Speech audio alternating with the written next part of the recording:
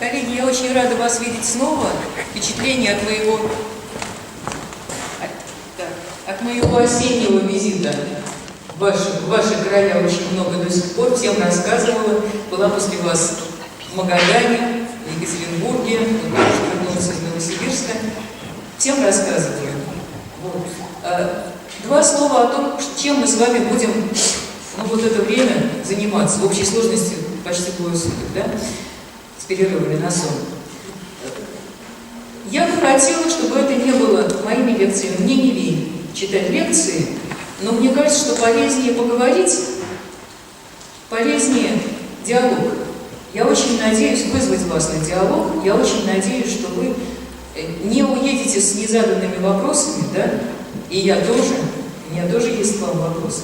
Я надеюсь, что это общение будет в абсолютно рабочем формате. На всякий случай сразу. Меня можно перебивать в любой момент. Абсолютно. И даже полезно.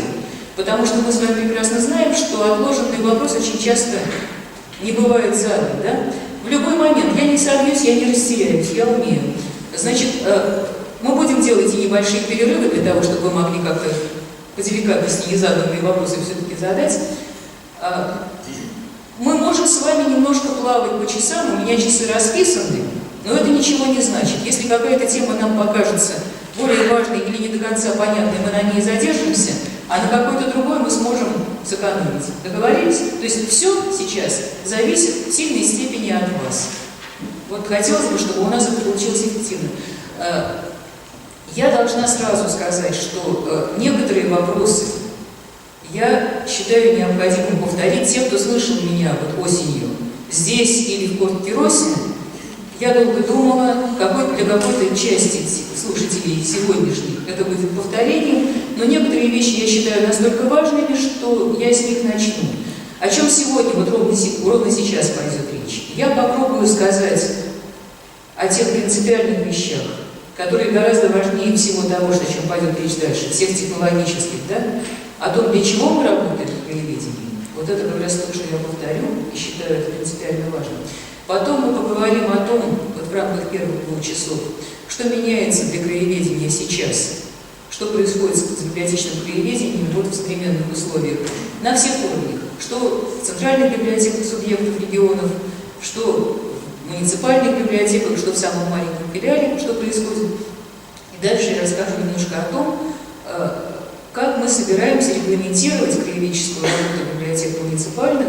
Мы только что вот сейчас закончили работу над новым руководством по краеведческой деятельности для центральных библиотек субъектов Российской Федерации. И ровно сразу, как только мы примем это руководство, надеюсь, что оно будет принято на ближайшем конгрессе РПА вот в мае этого года, тут же сходу, не останавливаясь, мы начнем делать такое же руководство в этой же системе, новое, для муниципальных общедоступных библиотек. Идеология там будет принципиально одна и та же. Поэтому вот как мы себе представляем, как должна строиться работа в этих условиях, я тоже постараюсь вам в ближайшие 2 академических часа рассказать. Да, еще хотела сказать, что кроме того, что меня можно перебивать, в любой момент можно вернуться к теме, которая была раньше, да, и просто что-то уточнить или что-то сказать вдогонку или что-то спросить. Итак, 3 вопроса, на которые мы должны себе ответить очень отчетливо. Первое, для чего мы работаем? Вот чем мы занимаемся в краеведении? Второе, какими ресурсами мы работаем? И третье, как мы этими ресурсами распоряжаемся? Итак, первое. Смотрите, какая получается ситуация с нашим краеведением. У нас создается у всех впечатление, что краеведение не очень нужно в библиотеках, потому что народу приходит не очень много, на массовые мероприятия приходится заманивать, указатели наши остаются не очень востребованы, так по-честному, да, вот ночью себе самому, да, примерно так. И что-то приходится придумывать, какие-то инновации. На самом деле проблемы, которые связаны, с которыми мы сталкиваемся в практической работе, объясняются тем, что мы не встречаемся с нашими читателями, не встречаемся с тем, чего от нас ждут. Потребности у людей в одном, а мы отвечаем своей работой на совсем другое. О том, что нет потребностей, или они не развиты, и нам приходится, значит, вот что-то такое насильно людям вталкивать. Значит, тезис первый простой. Краеведческие потребности есть у любого живущего на этой планете человека по определению, потому что они заложены очень глубоко в человеческой психике, они заложены в психике человека рядом с теми базовыми совершенно вещами с первобытных времен, которые связаны с потребностью в корме, да, с потребностью в воспроизведении рода и, главное, ближе всего, с потребностью в безопасности. Человек вынужден был думать о том, что его окружает, и запоминать, и учитывать, и анализировать, потому что иначе он просто не выжил бы. Это понятно. Вот здесь живет наше племя, а вот там вот за рекой другое. И так далее. Понятно. И дальше вот эта штуковина, которая сидит очень глубоко и никуда не может деться, потому что она базовая. По мере социализации людей, по мере того, как они вырастают в обществе, как-то коммуницируют между собой, она стала дополняться еще одной, тоже жизненно важной. Это потребность в признании, да? Потребность в том, чтобы что-то значить в сообществе. Если ты, опять-таки, в дремучие времена не нужен, ты не можешь охотиться, ты ничего не знаешь, то, скорее всего, тебе ничего и не достанется в этой жизни, вряд ли выживешь. Значит, ты должен показать, что ты что-то чем-то важен. Поэтому, как самоутвердиться в сообществе? Можно по-разному. Можно показать, что ты хороший охотник, если ты хороший охотник. Можно показать, что ты обладаешь какими-то особыми навыками, если ты обладаешь этими навыками.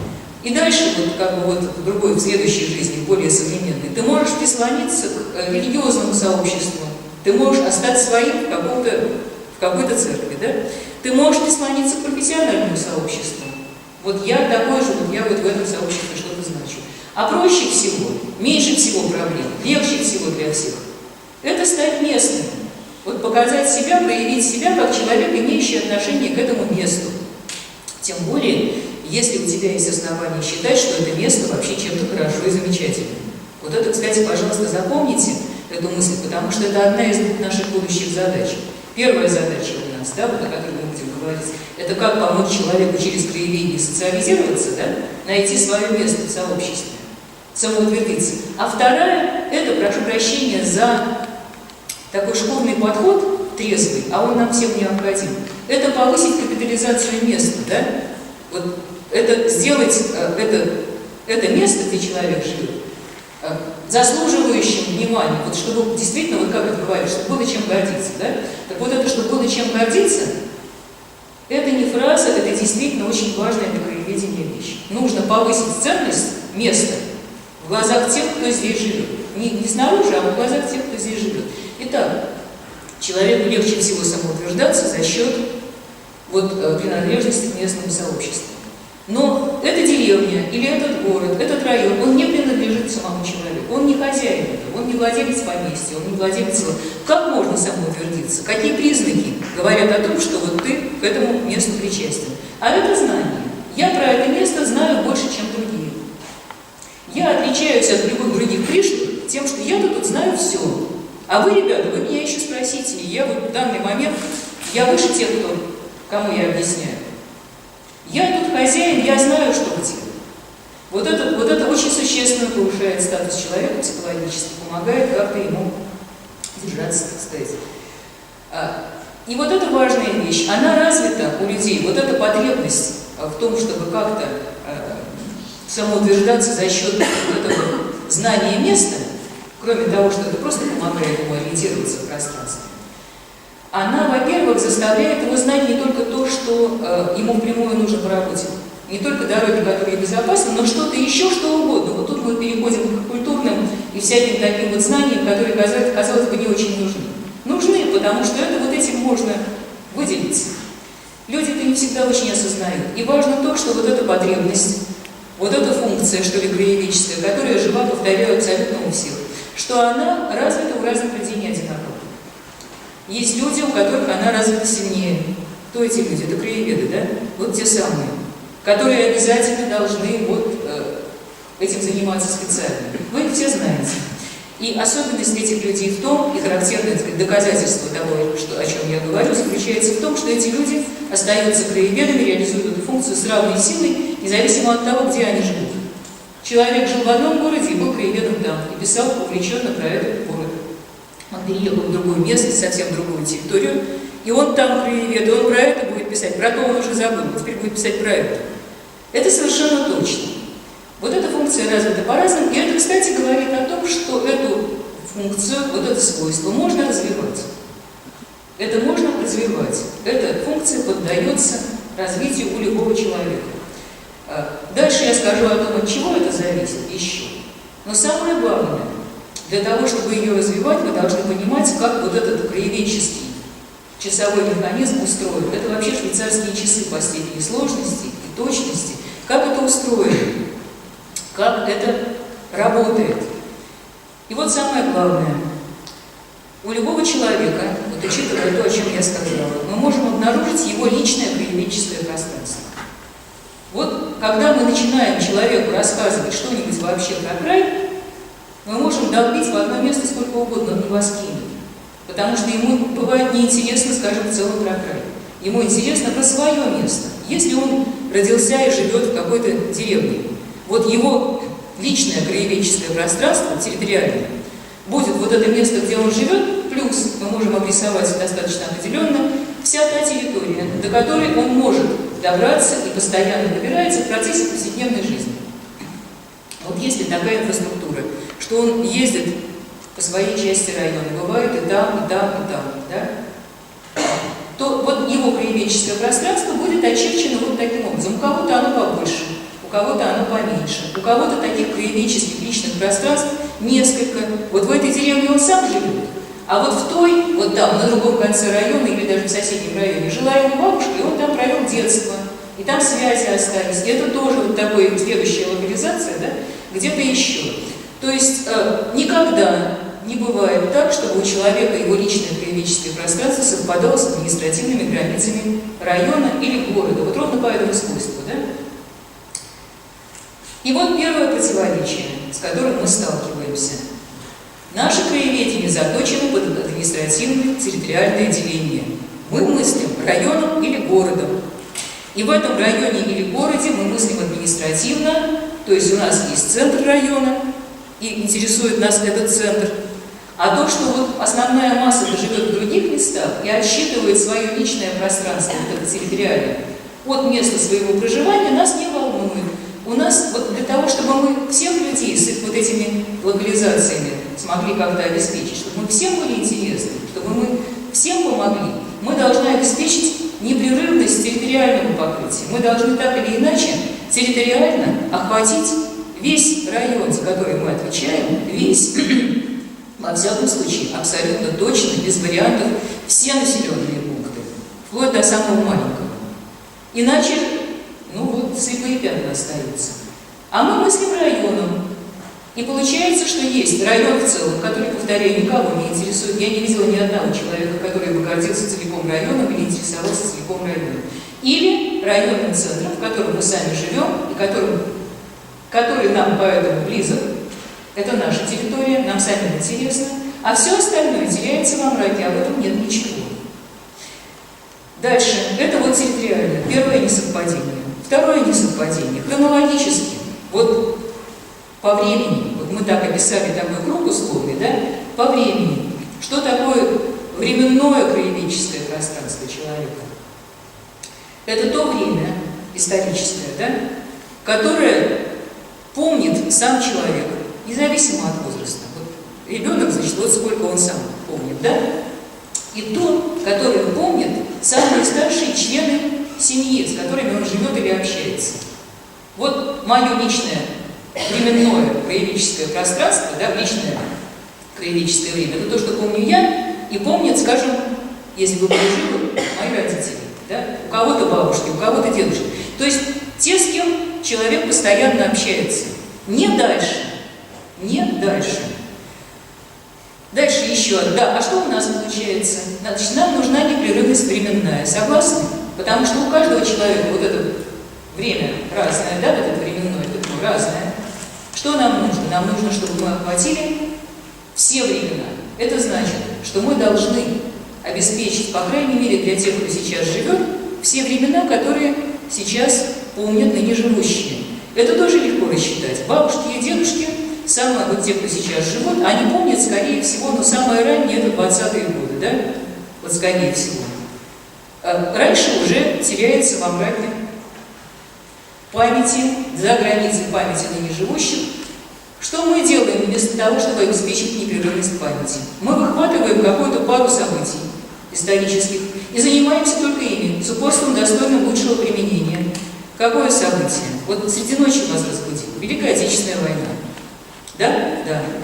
Каждые 5 лет мы занимаемся Великой Отечественной войной. Да, это важное событие в истории страны. Конечно, важно. Но почему только оно?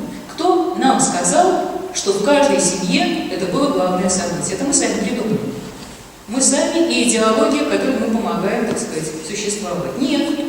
Для людей важны другие вещи. Я рассказывала в октябре, сейчас охотно повторю, потому что это важно. Одна из библиотек, по-моему, это была Новгородская областная, в свое время провела такую акцию.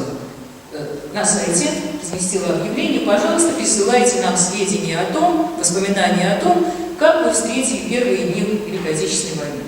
Вот ваше детство, вот, или ваши там события, первые дни войны, ваши воспоминания.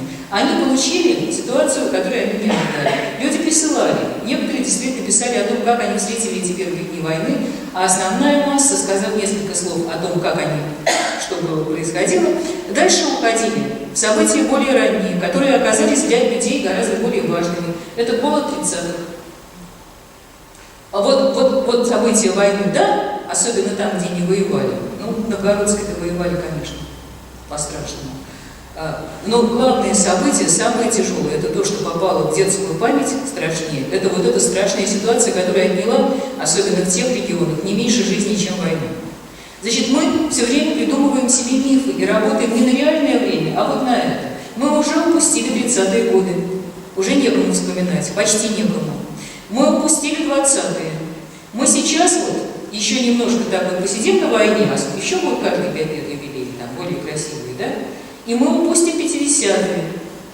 А наша задача – обеспечивать равномерность хронологического покрытия, если мы хотим затронуть людей, попасть в их личное пространство. Еще одна вещь.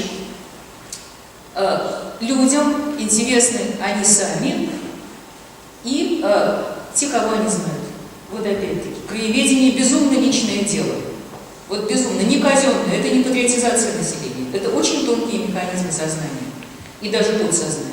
Людям интересны они сами и те, кого они знают. Вы можете рассказывать про каких-то героев, или про каких-то великих писателей, или про каких-то начальников, кого угодно. Самые пафосные вещи. Они останутся для тех, кто читает, чужими людьми. Вот посмотрите, пожалуйста, как мы пишем биографии почетных граждан или героев войны. Казенные. Человек существует, вот перечитайте свои ресурсы. Человек существует один в рамках своей биографии. Он родился там-то, спасибо, что написали где. А дальше он существует сам. Воевал там-то, там-то, там-то, награды получил там-то и там-то. Он голый, он один, он без связей с кем-то еще. И мы не знаем, с кем он учился. Нам не за что зацепиться, нам не за что к нему привязаться. И вот получается, что если это вот случайно не ваш дедушка, или не ваш отец, или не ваш сосед, то вам вот эта вот информация персональная абсолютно чужая. Мы постоянно набиваем наши ресурсы, наполняем, прошу прощения, одними и теми же персонами, которых мы выделяем по значимости, только по значимости, и которые поэтому не работают. Надо значимых людей показывать. Конечно, надо, они заслужили. Они повышают ту самую капитализацию места, да, ценность места в глазах остальных, о которой мы говорили. Это важно. Но, во-первых, для того, чтобы этого человека включить в личное краеведческое пространство, мы должны показать его со всеми связями.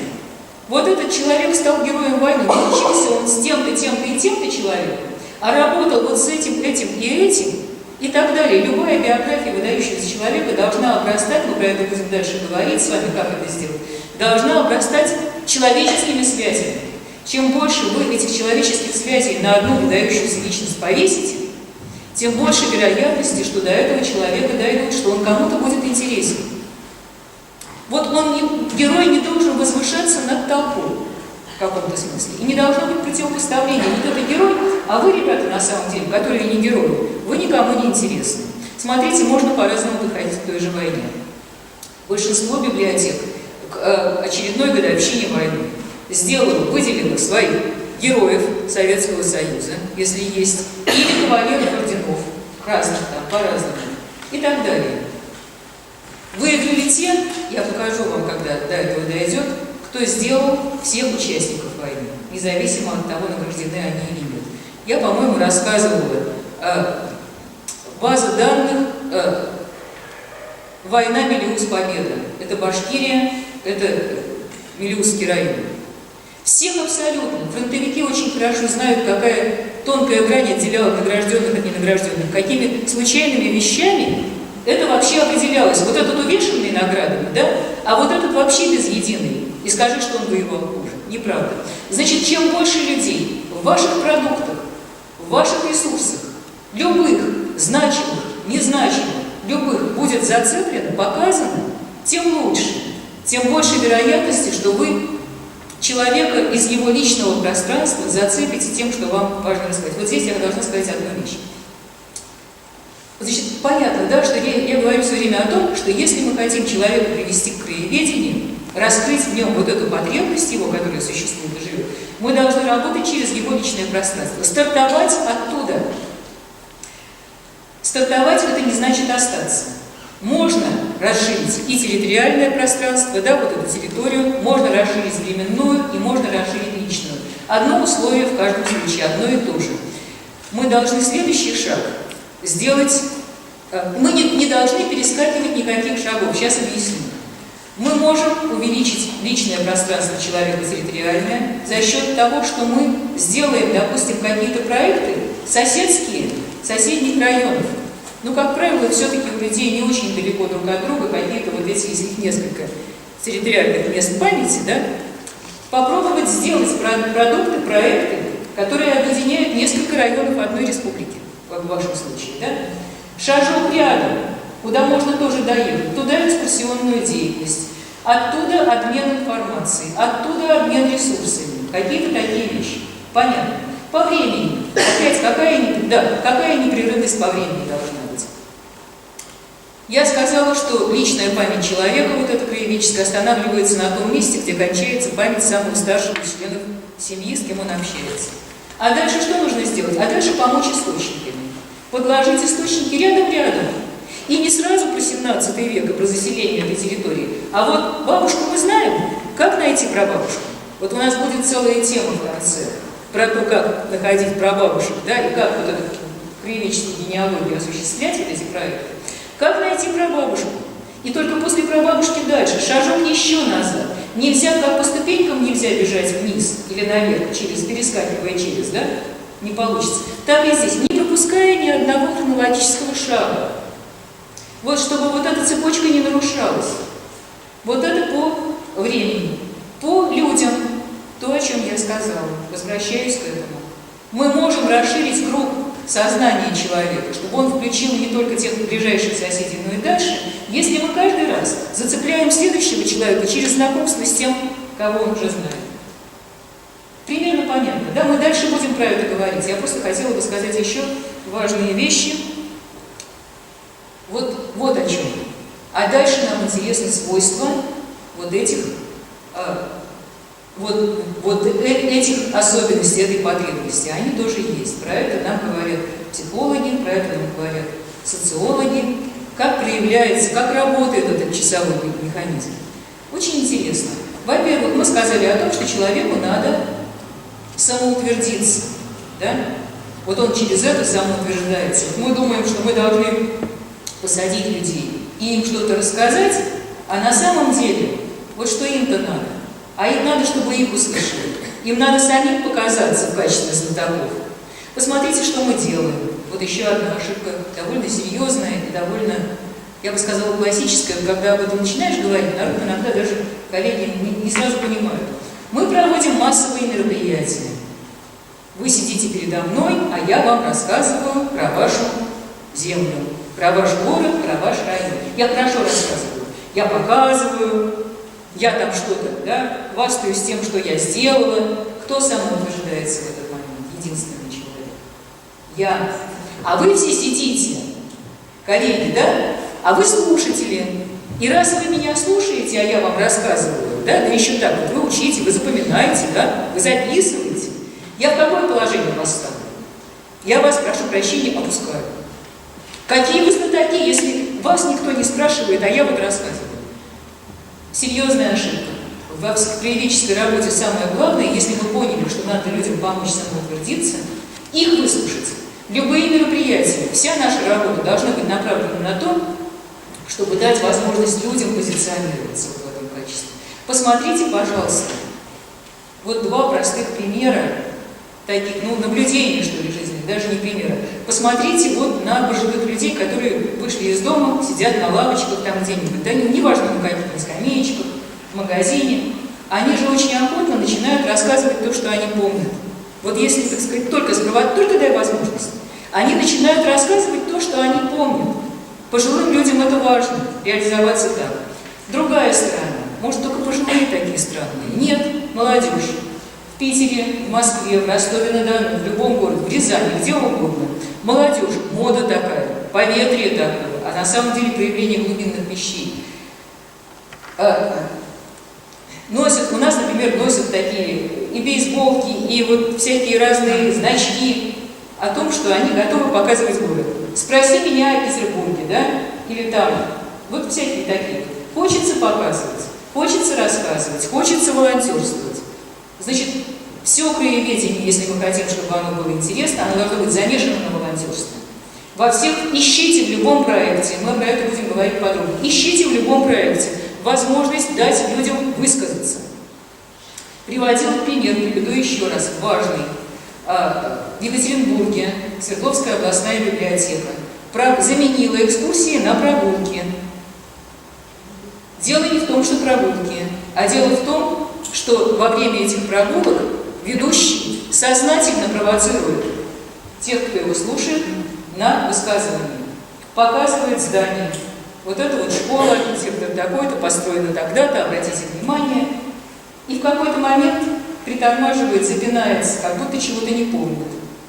Обязательно находится кто-нибудь из слушателей, который говорит: так вот же, вот я вот здесь училась, а вот вы знаете, тут была такая учительница, а еще вот с нами такой-то. Что делает ведущий? Правда. Он не говорит: так, не мешайте, я веду экскурсию. Ой, правда? А расскажите. Рассчитано ровно на это. У них нет отбоя от желающих. Каждую неделю они проводят эти экскурсии. Народ ходит по много раз. Почему? Да потому что наконец стали слушать людей. И, естественно, человека, который высказался, его еще спрашивают, а не хочет ли он прийти в библиотеку, рассказать, принести какие-то материалы. Еще одна вещь. Значит, как пускают корни люди? Да, вот мы уже договорились о том, что людям нужно пускать корни здесь, показывать значимость. Даже не только через деятельность. Еще. Хочется, чтобы это запомнилось. Мало ли, может, меня не будет, а я хочу, чтобы помнили, что я здешняя. Это вещи принести какие-то и принести документы. И вот так, обратите внимание, образуются почти стихийно музеи и архивы при библиотеках. Никто не просил, вы не заказывали. Но одна бабушка пришла, принесла орден покойного мужа. Да? Другой человек пришел, фронтовые письма. Если только появляется хоть 5% доверия в библиотеке, если она начинает работать по-человечески, да, по-настоящему, попадая в личное пространство, ей начинают нести материалы, документы, фотографии. Люди идут сюда укореняться. Вот библиотека – это такой сад, в котором все хотят пустить корни, все местные, обозначиться. Есть большая разница между тем, чтобы фотографию предка своего показать дома внуку, да, он у нас висит, и то же самое в библиотеке, где все видят. Что мы делаем? Про музеи будем говорить, как это делать грамотно, да? Во всяком случае, вот это вот все, это совсем другое направление работы библиотеки. Главная задача – это вот давать возможность укорениться людям. Это не умеет делать ни одно другое учреждение. Это не могут делать архивы, они вообще очень строгие учреждения, не мешайте, не приносите нам всякой ерунды. Это не делают, к сожалению, музеи. Так? Это в состоянии делать только библиотеки. И вот пока они это делают, никакое сообщество не даст библиотеку закрыть. Потому что вот эта реализация вот этой потребности, она такая, что вот это, просто вот важнейшая вещь. Это то, что касается наших базовых задач. Вот дальше я почему позволила себе повторить, еще раз прошу прощения у тех, кто это уже слышал, потому что по сравнению с этой сменой направления все остальное дело техники. Вот это нужно, мне кажется, прошу прощения за некоторую назидательность, держать в голове постоянно. Вот переключение до щелчка. Мы должны работать, не впихивая информацию, да, не вдавливая ее, а наоборот, помогая людям раскрыться в краеведении, вот эту потребность осуществить. Есть, конечно, еще другая сторона у краеведения, другая задача. Вот это мы с вами говорили о том, что очень условно называется немотивированным краеведческим способом. На самом деле мы с вами выяснили, что еще как мотивированный, да? Есть вторая задача, вторая сторона дела. Это спрос, который мотивирован, краеведческая потребность, которая мотивирована просто работой или учебой. Занимаемся ли мы этим?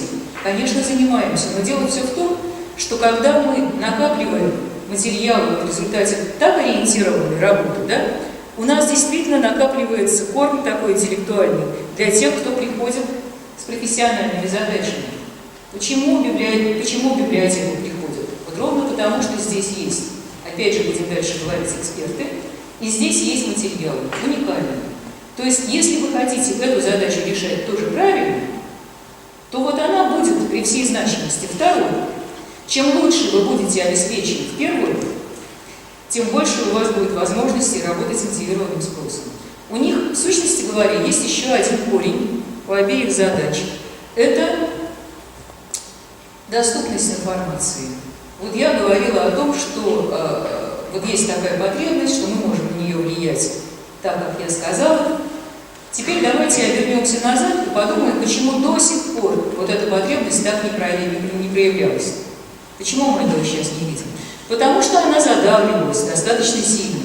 Смотрите, когда люди получили грамотность, на самом деле основная масса стала грамотными не так уж давно, да, это в основном это где-то 80-е годы 19 века, да, 90-е, основная, так сказать, основной состав населения стал грамотным настолько, чтобы иметь возможность записывать, читать, да. Моментально пошли записи, летописи всякие разные, крестьянские, какие угодно, краеведческие материалы. Моментально это пошло. Дальше появились библиотеки общественные, примерно в это же время, ну, с конца 60-х. Там отделы местного края появились почти везде, первые же. Значит, появилась возможность обмениваться информацией, читать, да, и пошел всплеск краеведения огромный. До конца 20-х годов, когда случилось что? Когда стали расстреливать за краеведение. И вот тут люди же запоминают, если за это расстреливают, надо прятать эту потребность куда подальше. Если, найдя в архиве личном, в семье, фотографию там дедушки офицера какого-нибудь белого могут к стенке, ну, значит, мы это прячем, убираем как можно дальше. Когда наступили 80-е годы, вот первая оттепель 60-е, проблемы с краеведением лесного, но быстро было заморожено после оттепели очередной зимой, потом 80-е годы, почему не сразу проснулась вот эта потребность? Потому что мало было разрешить заниматься краеведением, мало было перестать расстреливать и сажать за интерес к краеведению. Нужно было открыть источники. Проблема серьезнейшая в том, что у нас в советские годы, подробно я буду об этом рассказывать послезавтра, источников, которые касаются людей и которые касаются, прошу прощения, основной российской территории, сельских местностей, практически нету. Вот эта культура после 17-го года была утрачена практически полностью, по вполне понятным политическим мотивам. Люди неинтересны. Этому механизму советской власти люди были решительно неинтересны. Значит, сейчас, если мы хотим, опять-таки, раскрыть вот эту потребность, залечить эти раны, которые были нанесены краеведческим потребностям вот этой советской истории, мы должны раскрыть, сделать максимально доступными источники. Вот пока этого не будет, политического разрешения вспоминать свое не будет. Смотрите, какой огромный прорыв информации в интернете, сколько людей пишут свои родословные, ищут своих предков, пытаются вернуться на места памяти какие-то личные, да, семейные. Вот этот неструктурированный поток не заменяет нашей с вами работы. Он приходит ниоткуда и уходит в никуда, если мы этим не занимаемся. Так вот, задача представления источников, доступности, обеспечения доступности источников в хорошем виде. Доступность — это не просто выложить, это сделать удобными, это сделать приблизить читателю во всех смыслах. Вот пока она не будет решена, тоже сильного эффекта от наших усилий не будет. Вот это самое главное, что я хотела сказать про наши задачи, а теперь про особенности ситуации, в которой мы оказались сейчас, ровно сейчас, в связи с жизнью краеведения, как и всего остального, в цифровой среде. Поменялось очень многое, поменялось для библиотек всех типов, абсолютно. И я вообще хотела бы сказать, что особенность ситуации современной, ситуации в краеведении, в библиотечном краеведении, в том, что разница между библиотеками разных типов свелась почти, ну я бы сказала, свелась к технологическим оттенкам организационным. Принципиально все библиотеки, и национальные, и районные, и городские, и филиалы, абсолютно равны по задачам. Вот задачи, о которых я говорила, они касаются всех типов библиотек. И, между прочим, я бы сказала, что уж если говорить о пропорциях, то в первую очередь тех как раз небольших. Знаете почему? Вот то, о чем я говорила, личное краеведческое пространство, да? Вы обращали внимание, что самое сильное краеведение очень часто бывает в селах, в сельских филиалах? Понятно почему? Потому что им не надо думать вот про этот масштаб района, потому что их пространство совпадает с пространством вот тех, кто тут рядом живет.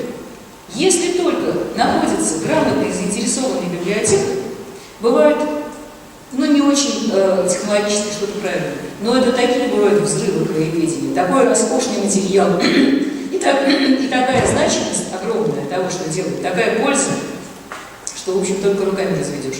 Так вот, чем ближе библиотека вот к этим личным пространствам людей, тем, конечно, ее значение увеличивается. Не пафосное, а реальное, ровно потому, что ближе, да? Но принципиально вся стратегия, вся одна и та же. Значит, теперь что происходит в электронной среде? Пункт первый. Огромное количество материалов, огромное краеведческих, появляется за пределами библиотек. Не библиотеки создают, не библиотеки организуют. Делает кто угодно, выкладывает кто угодно краеведческие материалы. И самое главное, там же и остается, да? Библиотеки вот сейчас держатся твердо того, что наше дело какое? Наше дело работать с тем, что попало в библиотеку. Вот к нам пришли книжки по краеведению, мы их по-честному, глубоко, с разным уровнем качества, мы их раскрыли, газеты расписали. Мы молодцы, ура! Но только дело в том, что это не просто небольшая часть краеведческой информации по вашей территории, а эта часть все время сокращается. Вот если посмотреть на пропорции, то доля того, что попадает в библиотеки, не просто маленькая, она все меньше и меньше. Посмотрите как-нибудь, что происходит, вот посмотрите, поищите на свои районы. Сколько вы найдете, если грамотно будете искать? Море информации. Значит, что получается? Если мы... Да, и надо сказать, что раньше все было очень просто. Раньше, когда у нас в основном печатная продукция шла, печатная продукция попадает куда? В библиотеки. Библиотеки умные, они это собирают и расписывают. А если в корпорации, то, значит, еще и больше достается материала. Если мы это расписываем, если мы это делаем, то мы в краеведении главные. Больше просто ничего нет. Сейчас, если мы остаемся на этой позиции, извините, коллеги, мы очень скоро будем никому не нужны. Мимо нас пойдет потом. Значит, раз эта информация живет в электронной среде, значит, нам надо туда же. Значит, поэтому функции библиотек меняются. Мы от держателей, хранителей только того, что попало к нам, становимся навигаторами. Мы обеспечиваем навигацию в краеведческих ресурсах по своей территории. Мы становимся знатоками своих ресурсов. Добавляется очень важная вещь. Я должна сказать, я почти предвижу, что вы сейчас скажете, что это дополнительная и нереальная задача. Что вот зачем вот это навешивать, нам хватает своей работы. Хватает своей работы, значит, скоро закончится и библиотека. Сейчас политика жесткая, вы прекрасно знаете, да, библиотеки свертываются, сокращаются, особенно сельские. Если только мы стоим на этой позиции, значит, все беда. Как с этим работать? Мы дальше будем говорить. Сейчас у нас разговор скорее принципиальный, да? Значит, вот поэтому, опять-таки, отдельный разговор впереди. Любая библиотека районная, ровно так же, как областная, ровно так же, как городская, независимо от уровня, создает и сохраняет и ведет свой краеведческий портал. Работает по принципу портала. Что это такое? Это значит, что она ведет на себя роль главного навигатора по своей территории, неважно какого размера. Она отлавливает, находит, в том числе и в интернете, материалы, которые там представляют интерес. И может своему читателю, вообще любому, не читателю, а любому обратившемуся, помочь сориентироваться в них. Принцип портала означает, что она выкладывает, об этом долгий разговор впереди, она выкладывает, во-первых, свои ресурсы, представляет их для всех, да? Во-вторых, помогает проявиться всей своей системе. Если это районная библиотека, она продвигает в первую очередь все свои филиалы, свою сеть, показывает, что есть у них. Вот сюда зайдите, и вот тут интересно, и вот там богатые материалы, да? Показывает всех партнеров, музей, архив, сильных краеведов, ученых, школьный музей, школу как таковую, что угодно, как можно шире. И показывает, какие материалы в сети заслуживают внимания. И вот тут вот очень важный момент. Опять-таки, мне приходится обрывать какие-то разговоры, потому что подробно впереди. Меняется задача библиотеки вот какая. Библиотека становится ценна вот этим своим экспертным подходом. Невозможно объять необъятное.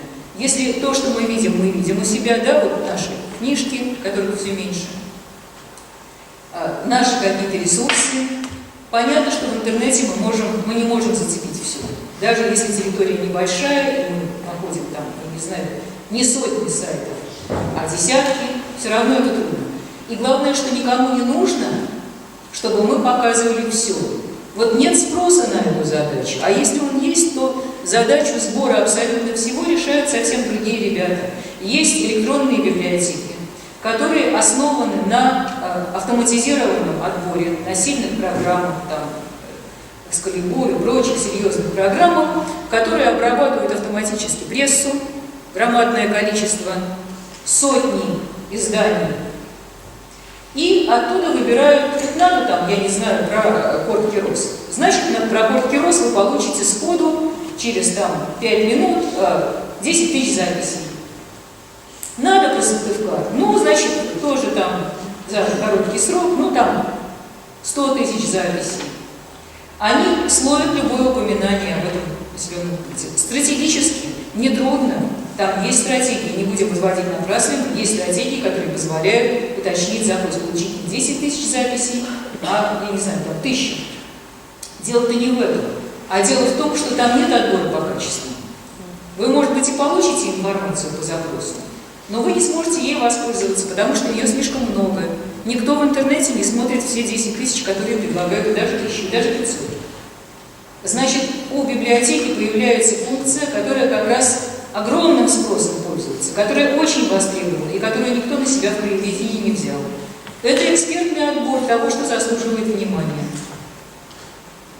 И вот тут очень важный принцип. Я бы его сформулировала так. Летчик важнее самолета. О чем речь? Я, по-моему, говорила уже. Очень важный принцип. Для меня важный, вот я не знаю, нигде не слышала. В годы Великой Отечественной войны я прочитала исследований, помню сейчас каких. Летчики ценились важнее самолетов. Самолеты делались фанерные. Самолет, если летчик катапультировался, бросал самолет, ему ничего за это не было. А вот если он себя не берег, могли наказать. Почему? Что Сталин добрый был? Ничего подобного. Понимали, что вот самолетов можно наделать, а летчиков, извините, нет. Огромный крен сейчас должен быть в библиотеках, и с точки зрения управления, любой умный начальник должен это понимать, на сотрудников.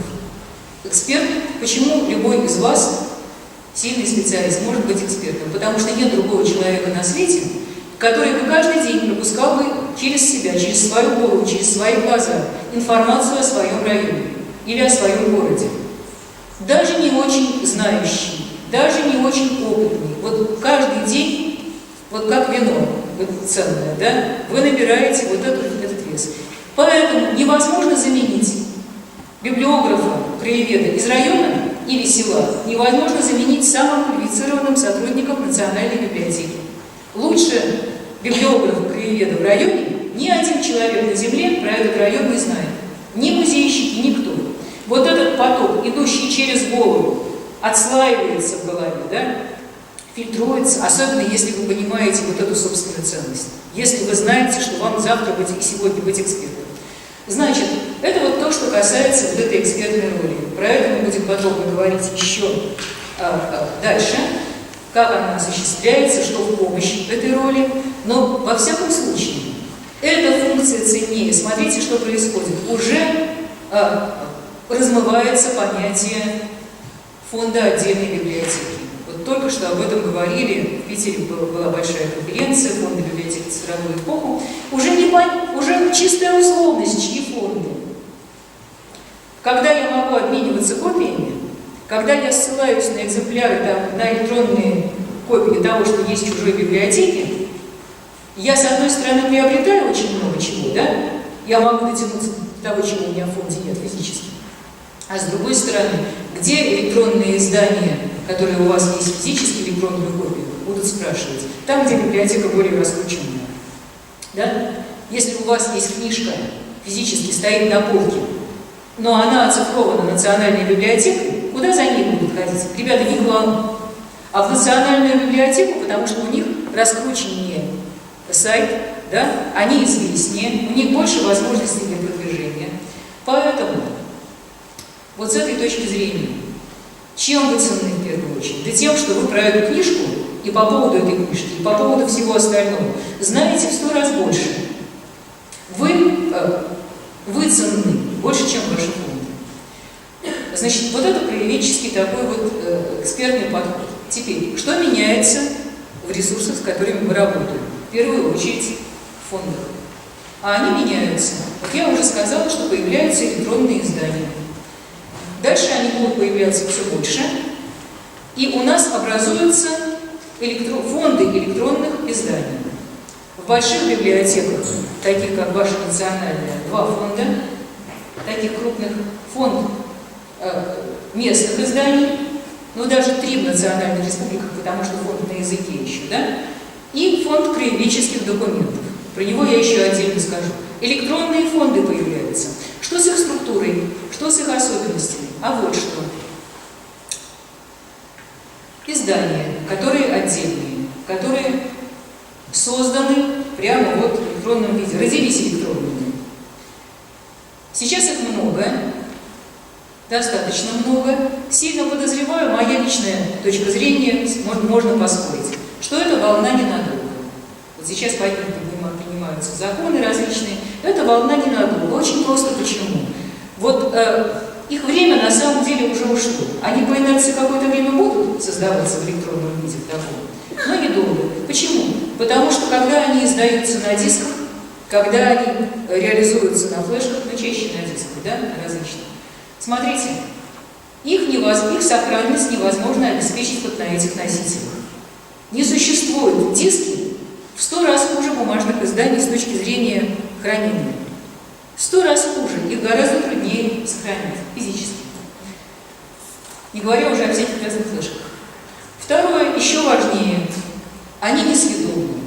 Значит, если вы видели, у большинства современных компьютеров уже нет дисковых, никаких, не 5-дюймовых, помните, вот они камеры личные такие большие, да, штуки, маленьких нет. Значит, мало того, что сохранить вот эти продукты можно только на серверах, ими даже невозможно воспользоваться. Вот когда сейчас выйдут совсем скоро уже из строя окончательно компьютеры предыдущего поколения, их негде будет читать. А это означает, что они будут неинтересны не только покупателям, но и производителям. Интересны будут продукты, которые сразу создаются в сети, И там же и живут, естественно, да? Да, и кроме того, я должна сказать, что с ними невозможно будет скоро работать, потому что те программные средства, на которых они делаются, они устаревают еще быстрее. Не на чем будет, извините, вскоре прочитать то, что там есть, потому что консервировать программное обеспечение еще, ну, тоже будет задача. Да? Незачем. Поэтому эта волна уйдет. А вот что страшнее и серьезнее, и может, ну не то, что страшнее, а вот то, что заставляет задуматься, это пресса. Смотрите, что происходит с местной печатью и вообще с прессой, с газетами и журналами, особенно для нас, особенно важно с газетами, вы все знаете почему. Очень быстро идет процесс на наших глазах, мы просто не обращали внимания, утраты, ухода, ликвидации бумажной прессы и перехода ее в электронный вид. Обратите, пожалуйста, на это внимание. Я посмотрела статистику, почему-то никто об этом не пишет. Я посмотрела статистику. Значит, сейчас у нас, это Роскомнадзоровская статистика, у них есть такие аналитические отчеты. Смотрите, что происходит. У нас примерно 24, по-моему, тысячи названий газет в России, бумажных. Ну и где-то порядка, по-моему, 6 или 7 тысяч названий сетевых газет, сетевых таких периодических изданий. Только за первую половину 2016 года из числа вот этих вот бумажных выбыло больше 4 тысяч названий. Можете себе представить, да? Этот процесс идет очень быстро, достаточно, но это 4-5% на самом деле. И то же самое, журналов больше, 30 с чем-то тысяч, сейчас не помню, не так важно. Тоже примерно с такой же скоростью, где-то 3-4 тысячи названий, либо совсем закрываются, либо остаются только в электронном варианте. На минуточку, под барабанный бой, это наша с вами база для росписи, да? Это то, чем мы живем. Вот это уходит. И тут очень важно понимать, что это не просто уходит, это уходит с нарастающей скоростью. Сейчас это 4%. Но дело все в том, что пункт первый, скорость нарастает, и нарастает очень быстро. Второй, этот процесс идет неравномерно по разным сегментам прессы. Он касается в первую очередь местной прессы. Двух видов местной прессы. Первое – это независимые СМИ, независимые газеты, не получающие дотации. И, как правило, самые интересные, самые энергичные, самые честные, самые принципиальные, самые творческие.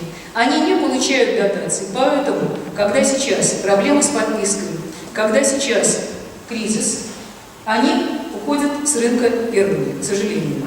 Второе – это как раз обратное. Это те газеты, которые финансируются местными властями, районки, прежние, да, которые власти не хотят больше содержать.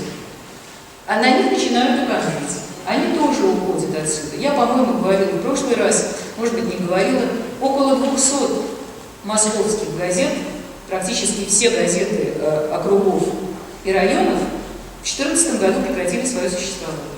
Этот процесс идет, но он касается в первую очередь того, что для нас является основой. В электронный вид переходит это все. Значит, скоро очень мы будем комплектоваться электронными версиями газет. Нам с ними предстоит работать. Дальше. Вот это важно, то, что касается изданий.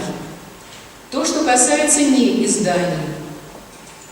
И будет в нашей жизни. К этому нужно как-то вот подойти, что ли, с пониманием. Огромное количество ценных краеведческих материалов живет не в виде изданий.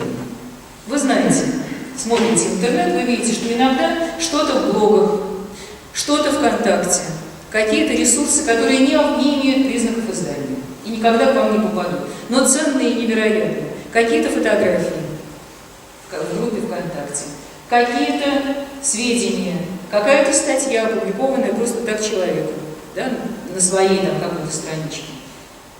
Если мы это упускаем, то мы поступаем неправильно. Да, потому что это то, что имеет значение, то, что иначе, если мы упустим, искажает картину. Поэтому появляется у нас необходимость собирать такие материалы тоже. И вот в структуре того, о чем мы дальше будем говорить, чуть-чуть забегая вперед, появляется такая вещь, как электронный краеведческий архив, который включает как раз не издания, электронные продукты, которые не являются изданиями и которые мы в рамках своего экспертного подхода собираем. Обрываю себя на этом, потому что дальше надо сказать еще более важные вещи. Об этом мы будем специально говорить, о том, как эту работу можно вести. Куда расширяется? Да, это вот то, что относится к понятию эфемерных продуктов, эфемерных ресурсов, эфемериды так называемые. То, что сейчас вы видите, а завтра вы откроете тот же сайт и не найдете. Вот почему мы их собираем, да? Чтобы не пропала никакая важная часть информации, потому что на завтра вы не найдете. Вот все эти странички ВКонтакте, все вот эти замечательные вещи. Вот мой коллега один, который выступал на Рязанском семинаре, уподобил вот эти вещи рулону бумаги. Потому что информация с каждым следующим витком, то, что вы еще могли прочитать, закрывается следующим, а отмотать вот это все практически невозможно. Это нужно точно знать, где это лежало. Так устроен интернет, так устроены самые плодотворные его части, те же самые группы ВКонтакте, например, да? Если мы вовремя не выдернули этот материал, не скопировали его себе, не сохранили, все, на завтра бесполезно туда идти. По наблюдениям моего коллеги, примерно шаг вот этот от наблюдения до критический период, от наблюдения до потери составляет не больше 2 недель. Вот на этом пространстве вы можете уже ничего не найти. Дальше мы с вами будем говорить о том, что фонды, наше представление о фондах расширяется и в другую сторону. Расширяется в сторону музейно-архивных материалов. О том, что они нужны, я уже говорила и буду говорить еще. И это связано именно с работой в условиях цифровой среды, вот с другой стороны. Я говорила, почему нельзя остановить этот поток, да, потому что это то, что как раз нужно пользователям. Им нужно, и для них. Значит, вот другая сторона. Почему музейно-архивное направление, оно есть у нас в руководстве по краеведческой деятельности центральной библиотеки, оно немножко по-другому выглядит, я об этом скажу.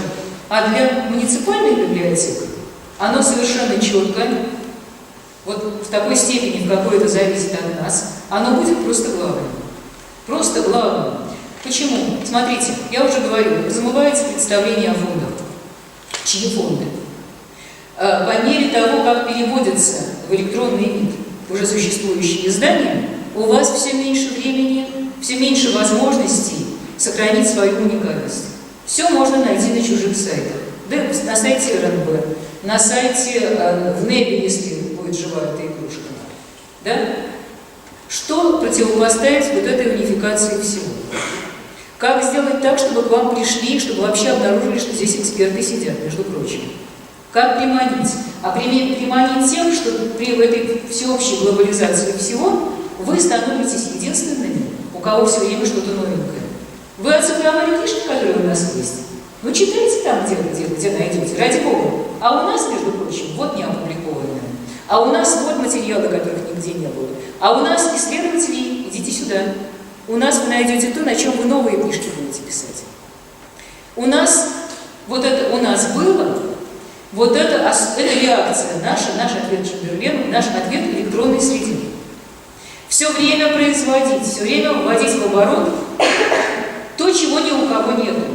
Помочь реализоваться своим односельчанам или своим землякам, да, но при этом еще сохранить библиотеку как место, которое без конца генерирует что-то эдакое.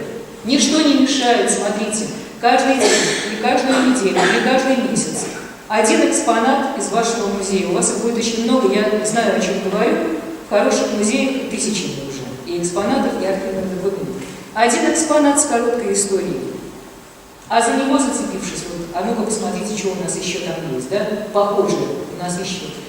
Таким образом, музейно-архивное направление становится важным, и это тоже фонды. И фонд неопубликованных документов обязательно у вас будет, и я буду рассказывать, специальное занятие у нас будет, как с этим работать.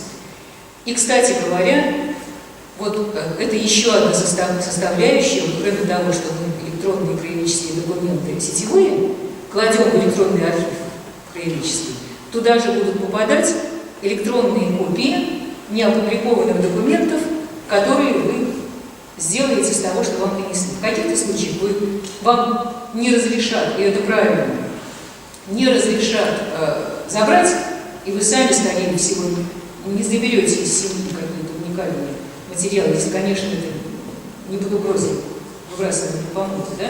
Документы должны оставаться в семье. Если вы скопировали, или если вам передали такую копию, или если вы скопировали для того, чтобы обеспечить сохранность того, чтобы лежало, да, надежно, а вы будете пользовательскую копию создали, вот это тоже попадает в электронный краеведческий архив. У вас все время будет пополняться эта вещь. Я не сказала о том, ну, пожалуй, пример приведу. Тот же самый Екатеринбург. Семейные архивы, выставки материалов из семейных архивов они делают. Это может делать любая библиотека, даже самая маленькая. Выставка из семейных... История одной семьи. Вот оттуда приносят, вы копируете, да? С этим очень хорошо работать. Вы копируете материалы или выставляете оригиналы, потом возвращаете обязательно в семью, да? Библиотека добавляет к этому то, что у нее есть, окружает материалы семейного архива тем, что у нее есть, окучивает вот рядом с тем, что лежит здесь, копию вырезки из газеты, какой-то еще источник, книжка, раскрытая на странице, подтверждающая что-то из этого, да? Огромным спросом это пользуется. То есть вот с этими фондами очень хорошо работать. Теперь еще одна важная вещь.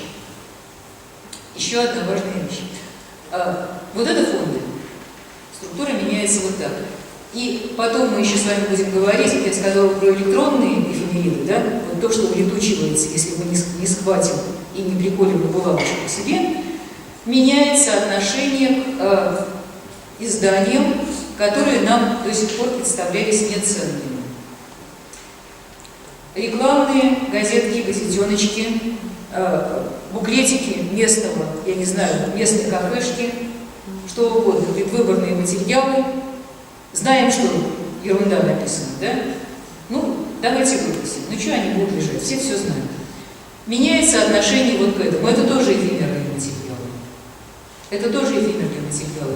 И в условиях цифровой среды, вот это надо сказать, появляются совсем другие возможности работы с ними. Почему их не хочется хранить? Потому что у них нечего расписывать. Согласны? У нас же подход-то профессиональный. Нечего расписывать. Вот это стоит столько-то, а тут вот, да, магазин такой-то, а вот это передам в надежные руки там кошку или что-то еще. Ну что это такое? А это на самом деле, знаете что, кроме того, что это не должно пропасть, потому что это источник, это еще источник из самых ценных. Любой историк вам скажет, что это источник экономической фотографии ценнейший. Вот теперь еще, значит, к чему я это веду, на границе с проблемой фондов. Это фотографический аспект в работе. Что меняется? Людям со страшной силой в краеведении нужны факты. Значительно больше, чем история об этих фактах. Понятно ведь почему, да? Мы поговорим про другое, легенды нужны еще, да? Но в первую очередь факты. До самых последних времен, до того, как началась вот эта вот цифровизация, да, и компьютеры, с фактами мы могли только одним образом обходиться. Библиотеки издавали календари с номинальных памятных дат. Это реакция именно на потребность фактов. Согласны? Вот почему это издание удержалось тогда, когда почти рухнула система краеведческих библиографических пособий. Потому что вот она отвечает этой реальной потребности. Теперь появилась возможность именно в связи с компьютерами и с вот этой попаданием в цифровую среду повернуть все на факт. Вот другой подход совсем оказывается. Нам не так важно, может быть, что пишут об этих фактах, как важно эти факты собрать, сохранить. Вот, знаете, как бы это поточнее выразиться, сейчас еще один шажок вот к чему. Через факты. Смотрите, какая получается вещь. Вот когда у нас такая... Почему с фактами? Я не ухожу от темы. Смотрите, какая получается вещь. У нас расширилось наше пространство, наши задачи во все стороны. И материалы мы собираем не только печатные, и в интернет залезаем. Ну как-то вот море необъятное. Как в этом море найти берега?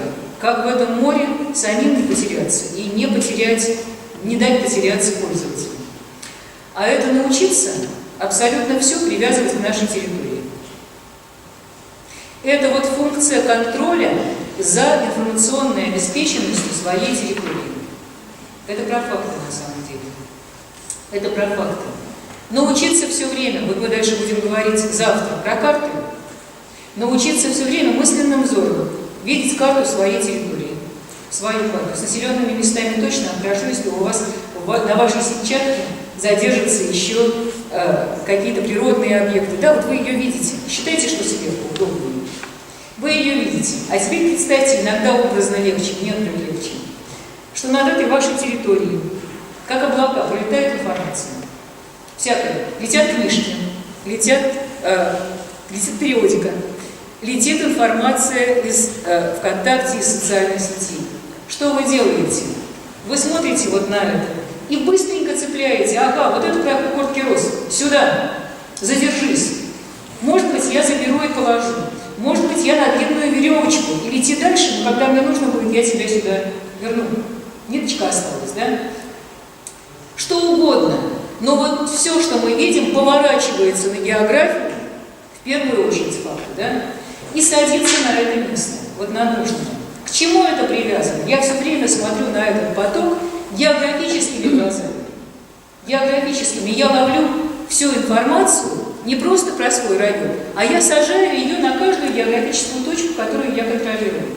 Почему нужна карта? Она в голове нужна, в первую очередь. И, разумеется, поэтому на портале мы про это будем говорить. И тогда смотрите, что получается. Чем обеспечивается вот эта ваша функция? Вот эта, черт с ним со словом функция. Вы понимаете, о чем я говорю. Чем? А вот теперь смотрите, в любую единицу времени, в любой момент, вы можете, посмотрев вот на эту карту, сказать: ага, вот этот населенный пункт у нас, и такими фактами обеспечены такими и такими. Вот про этого есть у нас про героев, по этому пункту у нас и писатели есть, по этому пункту у нас есть топонимика, по этому пункту у нас есть что-то еще, старые истории. А вот поэтому по Сиротинушке, ну ничего, ну какая разница почему, да? И тогда на основе этого мы можем, наконец, уже планово строить свою работу. Мы понимаем, какую часть вот этой вот территории своей, какую часть информационного покрытия мы не сделаем. Мы тогда уже делаем не 15-й раз про победу, да? И не все про этот населенный пункт, и еще тот, где активный биолог сидит, а про тот, про который ничего нет. Вот эта функция контроля, она на самом деле очень важна. Совсем другой, прошу прощения, у умных людей он всегда был. Да? Я просто формулирую, вот, что должно быть. Вот эта функция контроля. И себе, и другим. И вы можете тогда, проводя какую-нибудь свою районную краеведческую конференцию, задать ее тему и найти лекторов и раздать ребятам, старшим школьникам, какие-нибудь темы, ориентируясь вот на неизученные. Вот тогда принцип закрывания белых пятен получает информационную основу. Ну, с этой точки зрения, я тоже, пожалуй, вот про основные такие вот. Да, и следующее еще, что появляется в электронной среде, это формы работы, но про них я сейчас говорить не буду. Я просто говорю об этом, потому что дальше у нас специальные занятия будут посвященные ровно этому. Вот, по-моему, завтра у нас будут краеведческие продукты, да? Значит, еще несколько слов в другом немножко разрезе про то, что сейчас меняется, да? Я говорила, что мы сейчас сделали новый проект руководства, да? И там поменялось, вот кроме того, что мы постарались учесть вот те тенденции, о которых я говорила, мы немножко перестроили структуру вот всего этого документа и по-другому представили себе структуру самой краеведческой деятельности библиотеки. Вот еще раз говорю, одинаково она будет выглядеть в этом смысле для библиотек любого уровня. Значит, из чего складывается деятельность краеведческая деятельность любой библиотеки? Первое – это формирование краеведческих ресурсов. Значит, сразу скажу, что нет хорошего определения, что такое ресурсы, что такое продукты, да, информационные. Поэтому мы для себя Вот, а можно убрать это, на самом деле? Да, я спустила. Мы для себя определили так. Ресурсы. Да? Спасибо большое. Туда, да? Сюда.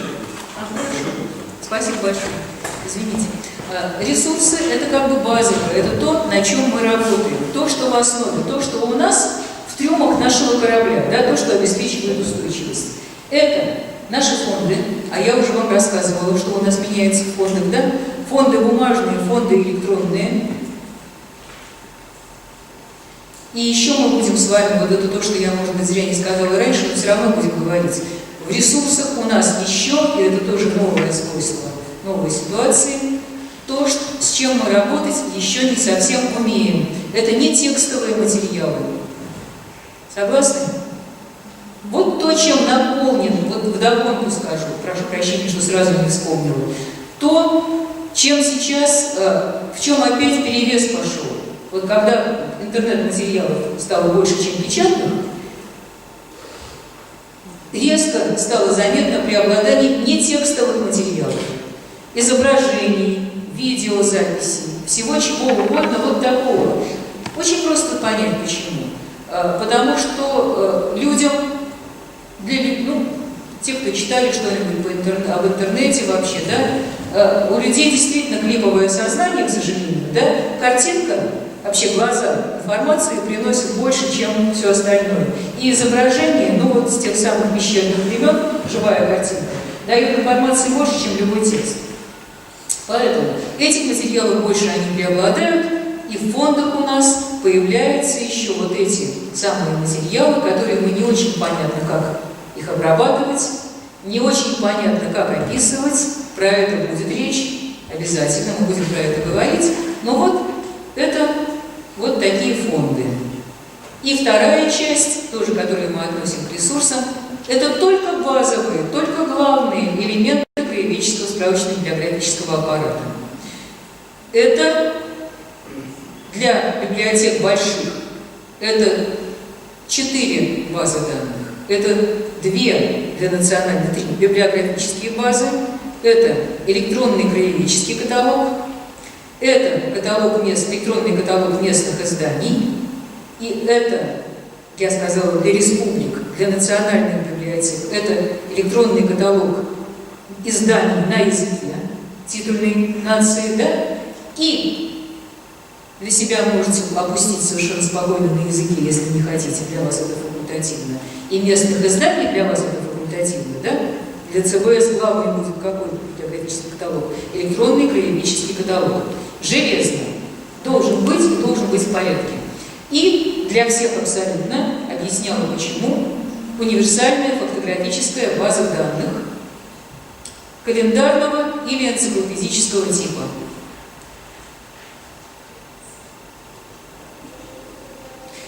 В силу значимости фотографии, в силу того, что, чтобы было куда привязывать пролетающую информацию, конкретно привязывать точно, вот это то, что мы называем ресурсами. Ресурсы отличаются от того, о чем я буду говорить дальше, тем, что им все основное внимание.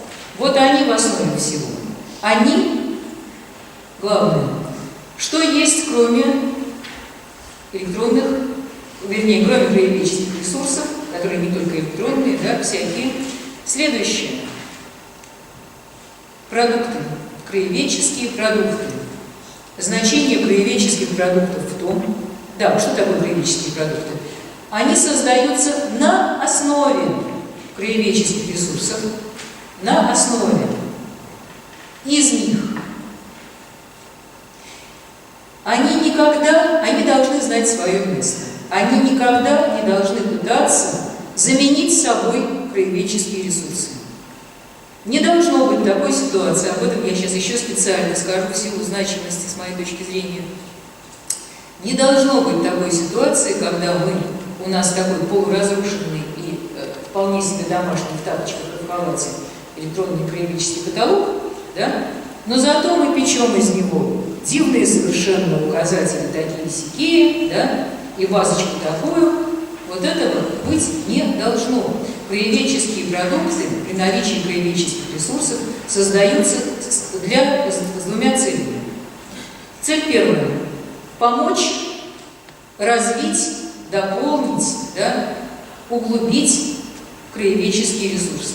О чем речь? У вас есть электронный краеведческий каталог, вы берете какое-нибудь местное издание, расписываете его тщательно, основательно, ретроспективно, оно не было расписано, допустим, устанавливаете авторов, атрибутируете публикации, что-то находите, сведения. И этот продукт помогает вам вернуться, вот он сам по себе ценный, но вернуться и внести все вот это вот куда? В электронный краеведческий каталог. Это то, что работает назад, отдельными проектами, отдельными задачами работает назад на улучшение того, что у вас в книге. Вы решили восстановить печать вашего района. Вы нашли какие-то издания, которые прежде не находили. Что-то еще докопали, какую-то экспедицию, что-то сделали на этом какой-то продукт, но на самом деле вот это сделано для того, чтобы вернуться и пополнить фонды. Это одно направление. Для улучшения базовых элементов вот этих. Или вы делаете какой-то продукт, допустим, биографический словарь местных, я не знаю кого, местных краеведов, местных героев труда. Вы его сделали, вот он у вас существует, но на самом деле вы из него пополнили свою фактографическую базу, привели ее в порядок. Это первое направление. Второе. Краеведческие продукты существуют как мостик, как средство улучшения, что ли, контактов между пользователями и вот этими базовыми элементами. Всегда есть такие пользователи, потенциальные или реальные, которые по каким-то причинам, которым трудно работать с вашими базовыми элементами. Например, люди с проблемами зрения. Нормально сделать краеведческий продукт, который между вашим краеведческим аппаратом и этими людьми проложит удобную такой мостик сделать, чтобы удобно было переходить. Например, люди, которым и не надо будет очень сильно влезать в ваш аппарат, ну, скажем, дети, нечего там особенного им делать. Какие-то вещи вытянуть из этого аппарата, дополнить текстами, дополнить графикой, дополнить какими-то еще, вот из базовых источников сделать, адаптировать и подать. Для чего? Для того, чтобы, опять-таки, не ограничиваясь этим, через это привести к той части ваших базовых элементов, куда этой категории нужно.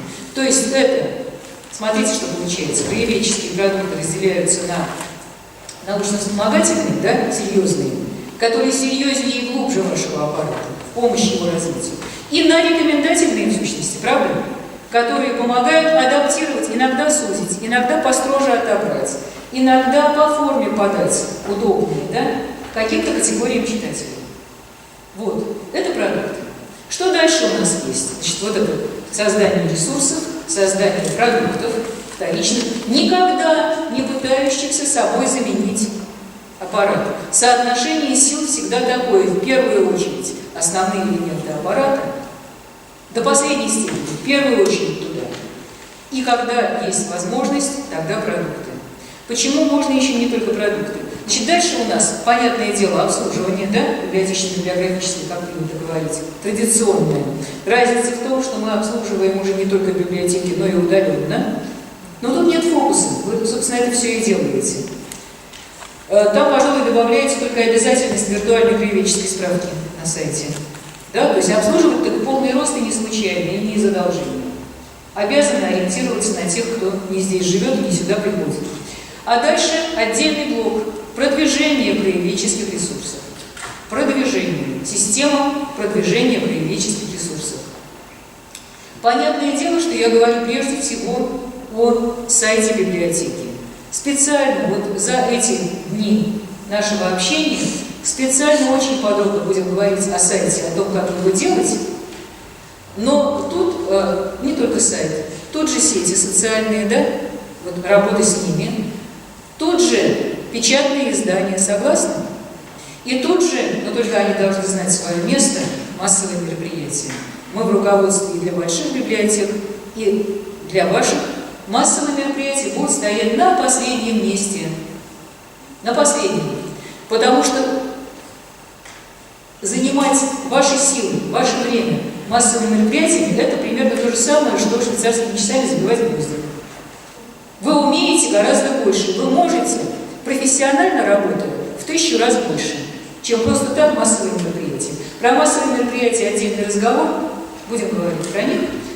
Но сейчас я хотела сказать только о том, что в системе продвижения, это именно система, нам недостаточно изготовить хорошие ресурсы и открыть их на сайте, а они должны быть открыты. Нам недостаточно создать продукты, они сами будут дохлыми, они не будут шевелиться, если нет системы продвижения. Система продвижения довольно агрессивная, настроена на то, чтобы людей приводить к вашим ресурсам и продуктам. Сами по себе, даже замечательные, даже выложенные, они говорить не умеют. Вот тут важная вещь. Смотрите, есть продукты, а есть что-то вроде масок таких, квазипродуктов. Сейчас скажу, о чем речь. Не продукт, а способ входа в продукты.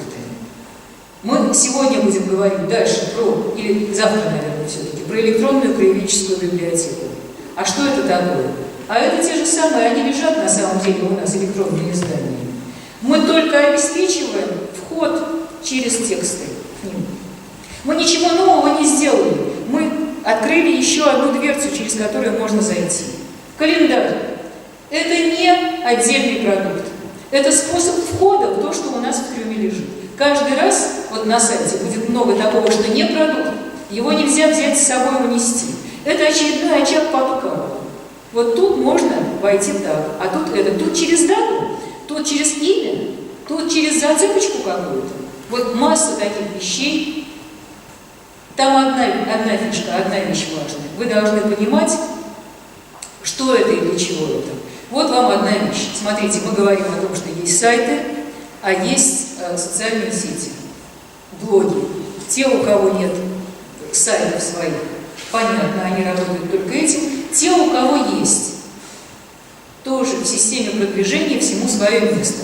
Работа в блогах, работа в соцсетях, на страничках не должна пытаться заменять собой сайт. Ее задача в системе продвижения какая? Привести на сайт. Вот смотрите, у нас есть базовая штука, мощная. Мы на нее работаем. Вот про структуру внутри я уже говорила еще. Мы на нее работаем. У нас есть наше лицо, со всех точек зрения, сайт.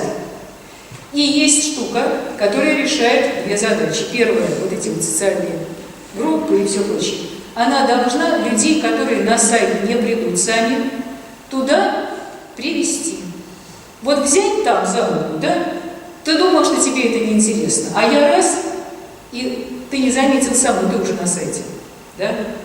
И второе, какую задачу решают социальные группы, социальные сети, вот наша работа там. Они социальные, они медиа, они нам формируют партнеров и клиентов во всех руководствах. Что сейчас в руководстве для краеведческой деятельности центральных библиотек субъектов, что будет у вас? У нас есть такая задача развития краеведческих потребностей, содействия развитию краеведческих потребностей. Вот работа там в сильной степени социальная формирует для вас волонтеров, партнеров для ваших проектов, помогает их общению и сплачиванию между собой. Мы там не дали, вот в этой части. Мы не обязательно там займем, конечно, но есть еще одна задача – сплотить это краеведческое сообщество, объединить их, желательно вокруг вас, чтобы вам было с кем работать. Про волонтеров мы говорили. Вот такая вот структура, четырехчастная на самом деле. Речь на самом деле про пропорции. Первое соотношение, вот я говорила, в пользу ресурсов по сравнению с продуктами, да? Больше внимания ресурсам, меньше продуктов делаем мы просто так, для отчетности, указателей и прочего. И вторая пропорция – больше внимания продвижению, чем сейчас. Сейчас продвижением не занимается почти никто. Вот очень обидно видеть, особенно когда анализируешь с помощью статистики ваши сайты, а вы сами должны вообще анализировать такие вещи. Очень обидно видеть, когда продукты сделаны хорошо, добротно, лежат. Вы этого не видите очень многие, потому что анализ такого не делаете.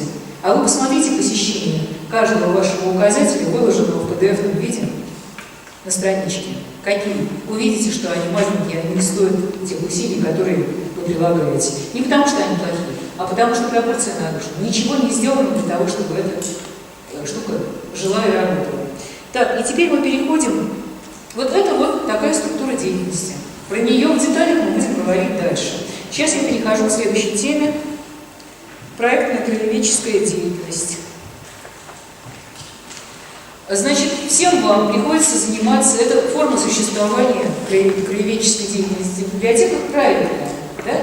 Мы все пишем проекты. Это хорошо и разумно. Это то, что в советские времена называлось там среднесрочным планированием, долгосрочным планированием. Сейчас это, как правило, среднесрочные проекты, рассчитанные чаще всего где-то года на 2-3. На чем основаны мои наблюдения, о которых дальше пойдет речь. Я не занимаюсь сама проектной деятельностью такой, у меня другие проекты, как у библиографа, я не методист на самом деле.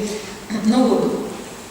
Но через мои глаза проходит очень много проектов, приходится читать, приходится рецензировать, приходится слышать в докладах. Громадное количество проектов, библиотек, особенно муниципальных. И я была 2 года назад экспертом в одном из таких вот крупных, грантовых таких вот проектов фонда Дерипаски, фонда «Вольное дело». Там участвовали библиотеки. Там за 1 год мне пришлось проанализировать 187 проектов по краеведению. Много чего в голове отложилось, я решила, что это было бы полезно, в общем, как-то понаблюдать за тем, как эксперты оценивают ваши проекты, какие условия стоило бы принимать во внимание, когда вы пишете проект.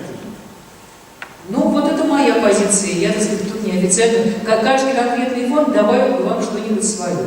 Итак, чисто внешне. Как писать проекты? Про это много книжек. Вот как именно, там, какие петушиные слова надо сказать, как что запланировать. Вот одна из книжек, вот я взяла, просто посмотрела, одна из таких весьма приличных, это вот программно-целевая и проектная деятельность библиотек, методические рекомендации. Хотите, найдите ее. Да, я забыла сказать, что все презентации, которые я показываю, они все у вас будут. Какие-то уже лежат с осени, какие-то я добавлю с удовольствием. Так что в этом смысле, если хотите, просто не пишите, а слушайте и записывайте только то, что вам покажется там дополнительно полезным для вас. Значит, вот по этому поводу, говорить особенно нечего. Там наверху есть ссылочка, найдите в интернете. Там будет рассказано, какие слова надо не забыть написать, что считается задачами, что считается там целями, что чем. Это типовые вещи. А я бы сказала, скорее, по существу. Что должно быть в хорошем краеведческом проекте? Значит, обоснованное фактами и конкретное описание проблемной ситуации. То есть вот это, кстати говоря, то, что библиотеки не очень умеют это делать, это следствие того, что библиотеки разучились, или нынешнее поколение не научилось делать капитальные библиографические указатели. Любой указатель всегда начинается с того, что мы пишем проблемную ситуацию. Почему возникла необходимость в этом проекте? Значит, если вы считаете, что можно обойтись фразой о том, что вот необходимо срочно, ровно в эти годы, повысить уровень патриотизма в населении, да, или уважение там старших или младших традиций народа, доброго народа Коми, это не пройдет. Вот такие вещи уже признак дефектности. Значит, пишется проблемная ситуация, конкретная, именно из которой выводится цель, а из нее задача. Например, я дальше вам приведу, надеюсь, что останется время в рамках этой темы, приведу примеры вот из того самого списка 187 проектов, приведу примеры вариантов, которые не прошли, действительно не прошли, и примерно понятно почему. Значит, например, проблемная ситуация. В районе много, скажем так, пришлых людей, откуда угодно, из Средней Азии, откуда угодно, да. Проблема в том, что район не может их переварить никак. То есть они не сближаются с местным населением, местное население настроено нетерпимо по отношению к ним, а они тут ненадолго, не то чтобы ненадолго, а, в общем, поселились. Какую задачу видит библиотека, исходя из этого? Вот обеспечить ту самую пресловутую толерантность. Как-то снять напряженность силами краеведения, а краеведение это умеет, как-то снять напряженность вот в этой ситуации. Другая задача, другая проблема. В районе достаточное количество инвалидов по разным причинам, которым никто не помогает. Далеко от областного центра им не привозят ничего из библиотек для слепых, областная или национальная и так далее. Да? Проблемы с ними брошенные. Масса других проблем может быть. Например, депрессивное состояние населенного пункта или волости.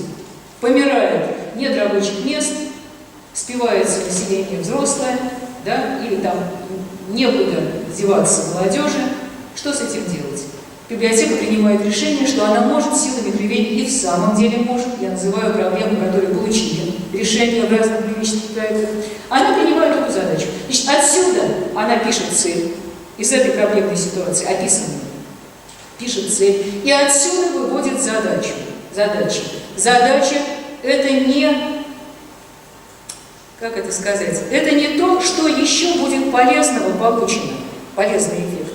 Это то, без чего этой цели достигнуть нельзя. Понятно, да? Вот. А дальше уже от задач планируются силы и средства. Что нужно для решения этой задачи, номер один, что нужно для решения этой задачи, номер два, и дальше вот это все суммируется. Это более или менее очевидные вещи. Вот то, что я и сказала. Мотивировка реальными проблемами местного сообщества и библиотеки, а не общими пафосными словами и выражениями. Это давно не проходит. Реальными проблемами. Хороший пример. Ну вот я говорю, хороший пример. Литературный туризм. Краеведческий филиал одной городской библиотеки. Это проект автобусных экскурсий для инвалидов всех категорий. Они расписали, как для каждой категории, что им нужно. Они посмотрели, кстати, должна сказать, совсем свежие. Мне только что прислали коллеги из Новосибирской областной библиотеки для слепых блестящее совершенно руководство по работе с инвалидами, по работе библиотеки с инвалидами. Оно толстое-толстое, оно порядка 150 страниц, но вот если вы решите делать проекты, а это благородная штука, и, к сожалению, еще, не к сожалению, а с школьной точки зрения полезная, там есть кому помогать, есть где получать финансирование, общество слепых, общество инвалидов, они поддерживают такие проекты. Что делать, как для каждой категории выбрать, уточнить задачу, найдете. Сброшу, у меня, по-моему, есть с собой. Если нет, пришлю, повешу, повесите. Ну вот, например, вот я говорила, вот Котово, территория дружбы и добра. Вот это создание электронной энциклопедии «Культура народов, этнические сообщества Котовского муниципального района» и серия отдельных изданий и всяких карт, которые на толерантность направлены. Вот это реально мотивировано реальными проблемами. Вот теперь точный выбор целевых групп, на которые работают данный проект. Вот многие проекты, белый свет как в копеечку, делаем для всех или непонятно для кого. Какие могут быть у вас целевые группы? Давайте посмотрим. Видно, да? Я никому не заставляю. Значит, давайте так. Значит, смотрите, совершенно в произвольном порядке. Дети и молодежь. Зачем им могут быть нужны ваши проекты? Средства психологической поддержки и культурного развития. Мы будем завтра об этом говорить. Для детей вот эти краеведческие потребности и необходимость самоутверждения в местном сообществе в 100 раз важнее, чем для людей среднего возраста. Вот, пожалуйста. Пожилые люди, как средство повышения социального статуса, укрепления здоровья и психологической поддержки. Завтра будем говорить подробнее, но тоже понятно, да? Дальше следующая группа. Инвалиды. Тоже как средство социализации и психологической адаптации. Повысить их значимость в собственных глазах, по крайней мере. Дальше. Семьи. как возможность объединения интересов. Есть проекты, которые четко направлены на это, и мы с вами можем и придумать сходу, вот какие потребности нужны семьям. Завтра попробуем это сделать, подумайте уже сразу, да? Дальше. Не местные проезжающие, туристы и путешественники. Особая категория, точно особая. Люди нужнее информации, как их втянуть. У них нет собственных воспоминаний об этом, у них свои особые интересы, ваши туристы, да? Как сделать так, чтобы они решили свои проблемы путешествиями, да? Дальше. Не местные, живущие постоянно или длительно. Трудовые мигранты, иногородние студенты, любые другие, кто, так сказать, вот у кого такая... Вот. Дальше. Национально-культурные объединения и землячество, этнические диаспоры. Особая категория, точно особая, да? У них как раз есть очень сильный акцент местный, тем более национальный. Надо помочь перевести местный, перевести национальный в местный. Смотрите, что получается. К вопросу, кстати, о толерантности и подобных задачах. Почему краеведение может много в том, что касается любых национальных проблем? Помните, я говорила, что человеку надо за что-то, к кому-то прислониться, к каким-то подобным себе людям, да, он выбирает. Когда ему здесь одиноко, вот когда человек, мигрант, приехал, я не знаю, там, узбек, таджик, кто угодно, приехал туда, где не говорят по-узбекски и по-таджикски, его психологическая поддержка у кого? У тех, кто с ним, кто на одном языке с ним разговаривает. И чем меньше поддержки остальной, чем больше у него проблем общения с теми, кто рядом живет и с ним работает, с русскими, там, с коми, с любыми другими, тем сильнее он связан вот с этим своим местным сообществом. Он бы и рад оторваться, но ему некуда. Он выходит за эту дверь, а там пустота и холод. Что мы можем сделать? А мы можем попробовать его сознание переключить на территориальное сообщество. Пусть ему будет комфортно говорить не я таджик, да пусть, конечно, таджик, конечно, навсегда таджик, а я живу здесь. Пусть он тоже сможет здесь пустить корни какие-то, вот такие культурные, да? Тогда мы в каком-то смысле мы ослабляем вот эту вот хватку национальную. Чем больше мы пересаживаем его, чем мягче мы, так сказать, создаем ему условия для адаптации в этом сообществе, в территориальном, тем меньше напряжения от того, что он только там в национальном. Дальше. Местная администрация. Решение практических проблем сообщества и территории. Точно свои задачи. Много ли мы на них работаем? Свои. Дальше. Профессионалы в области краеведения. Преподаватели, экскурсоводы, специалисты по охране памятников. Свои задачи. Точно. Свои. Отдельные. Дальше. Бизнесмены. Почти не работают. А посмотрите, что там. Информационное обеспечение туризма. У нас будет отдельная тема по туризму. Поговорим, да? Застройка исторических территорий. Смотрите, что вот возобновление ремесел и прочее. Вот с этими задачами, знали бы вы, сколько нам приходится сталкиваться в библиографах Российской национальной библиотеки. Когда нам из разных территорий пишут, а не могли бы вы сообщить, я собираюсь строить там что-то, да, вот в этой местности. Не могли бы вы сообщить, что здесь было? Я бы там, я не знаю, свой ресторан бы назвал так, чтобы это было привязано. Легенда же нужна. Ну что ж, я назову его очередным там как-нибудь, я не знаю, Понтово, да?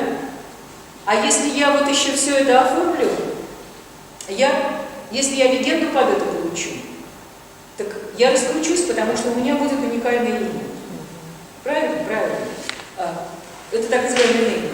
Возобновление местных исторических производств и ремесел. Знаете, мы искали для туликов, вот вы сейчас, наверное, видели это, вот у них есть яблочная пастила, вот это знаменитая белесая. Видели? Да. Да. Ребята, скажите спасибо библиографам Российской национальной библиотеки.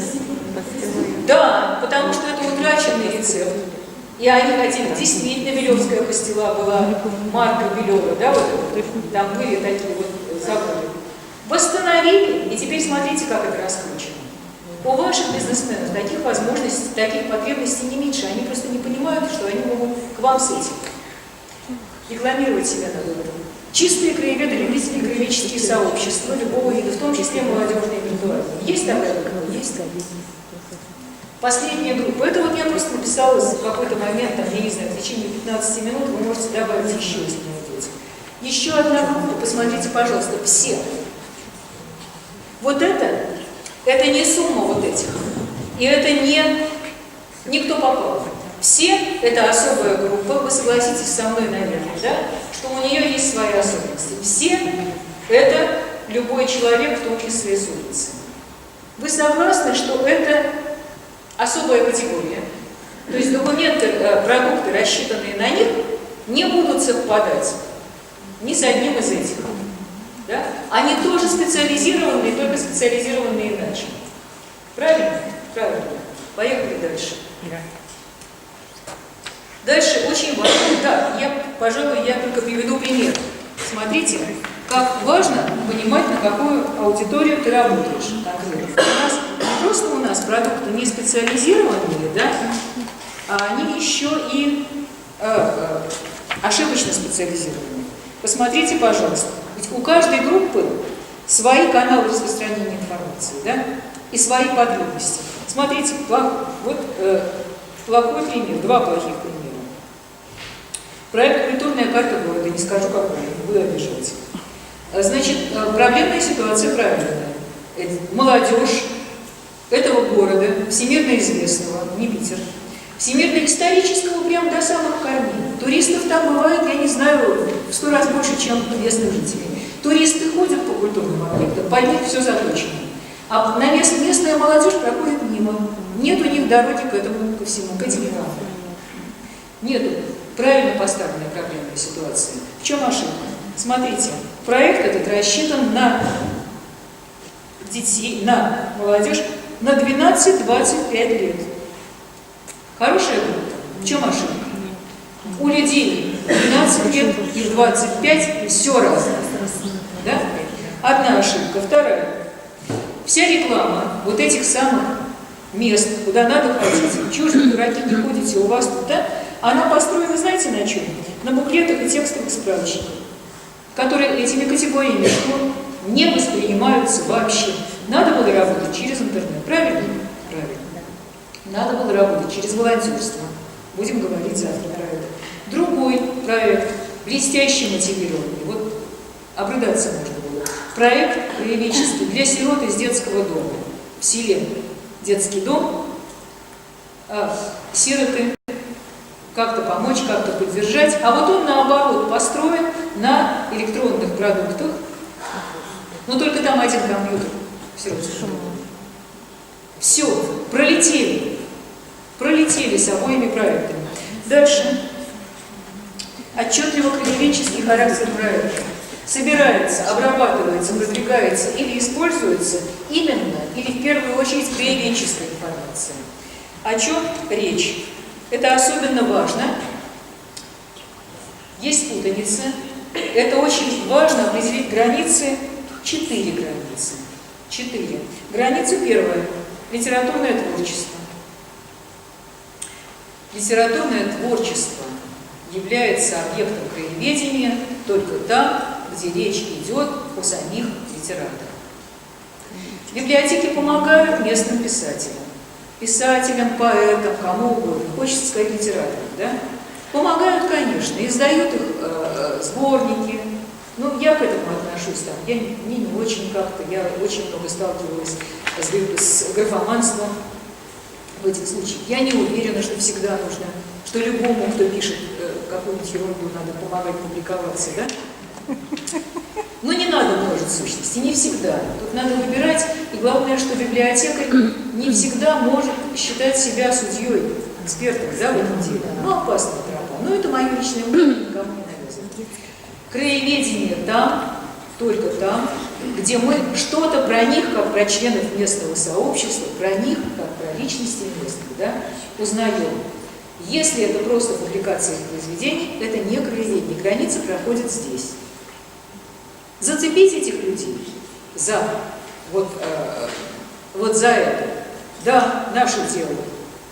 Вот он пришел, приманенный тем, что библиотека тут, может быть, ему вечер встречи устроит, да, с читателями, А мы на самом деле из него всю душу вынули, и одного еще человека, прошу прощения, на булавочку накололи, да, под себе. Один член местного сообщества уже наш. Ну и дальше его читатели, наверное. Вот, вторая граница – экология. Где граница между экологией и краеведением? Там, где мы говорим не просто о сбережении там лесов или рек, или там, я не знаю, пернатых каких-нибудь, или каких-нибудь необыкновенных жуков, а там, где мы это привязываем к нашей территории. Только так. Говорю об этом, потому что путаница полна. Не всякая экология является краеведением. Еще одна грань – национальная культура. Вот это вам, наверное, виднее. Культура какого-то народа. Вот этот народ на самом деле может жить где угодно еще. Значит, чтобы это стало краеведением, вы должны показать, что вы говорите о культуре, вот не просто народа коми, да, а вот культуры тех коми, которые живут здесь. Вот привязать их сюда. Это вот не просто наряды, да, которые вот носят, да, а вот те, которые в этой местности. Вот в этом селе вот такую красоту делают. Все максимально стараться сажать на местность. И вот когда это привязано к местности, не обязательно здесь что-то особенное, но вы должны это вымолвить. Вы должны сказать, что вы-то занимаетесь сейчас вот этим, вот этой местностью. Может быть, в соседнем районе такой же, но вы вот это рассмотрели на своем материале. Вот здесь так. И последняя граница – патриотическое воспитание. Разница между патриотическим воспитанием и краеведением на самом деле очень большая. Я говорила, патриотическое воспитание – это в целом любовь к родине, и тут странно было бы говорить про то, что эта любовь там должна быть к какому-то конкретному месту к России. В целом, пожалуйста. Вот это, в отличие от швейцарских часов, это что-то совсем другое, да? Патриотизация населения не имеет почти ничего общего с краеведением. Краеведение, конечно, воспитывает у людей любовь к родине, да? Но вот через те тонкие механизмы, о которых я говорила. Если человек здесь пустил корни, он и так отсюда, ему будет трудно уезжать, или он сюда вернется. Она будет. Но вот то, что делается в рамках патриотизации населения, ничего общего не имеет с краеведением. Поэтому вот смотрите, плохой пример неправильной ошибки. Литературный заречный, это такой вывод есть. Создание электронной библиотеки опубликованных и неопубликованных местных авторов. О самих авторах не полслова. Мы просто продвинули местных авторов. Спасибо, не краеведению. Хороший пример – литературная карта Печоры. Вот не знаю, осуществлен или нет этот проект. В заявке он был прописан правильно. Цель – собрать и опубликовать сведения о местных авторах. Сведения о местных авторах. Не только живущих, но и сидевших в лагерях края. Грамотнейшая задача. Чисто краеведческая. Совместно с созданным библиотекой литобъединением в развитии предыдущих проектов по раскрытию информации о местных мастерах и художниках. Грамотнейшая по эту сторону давно. Наша. Дальше. Отчетливо библиотечный характер проекта. Библиотека решает свои профессиональные задачи и действует своими ресурсами, формами работы и так далее.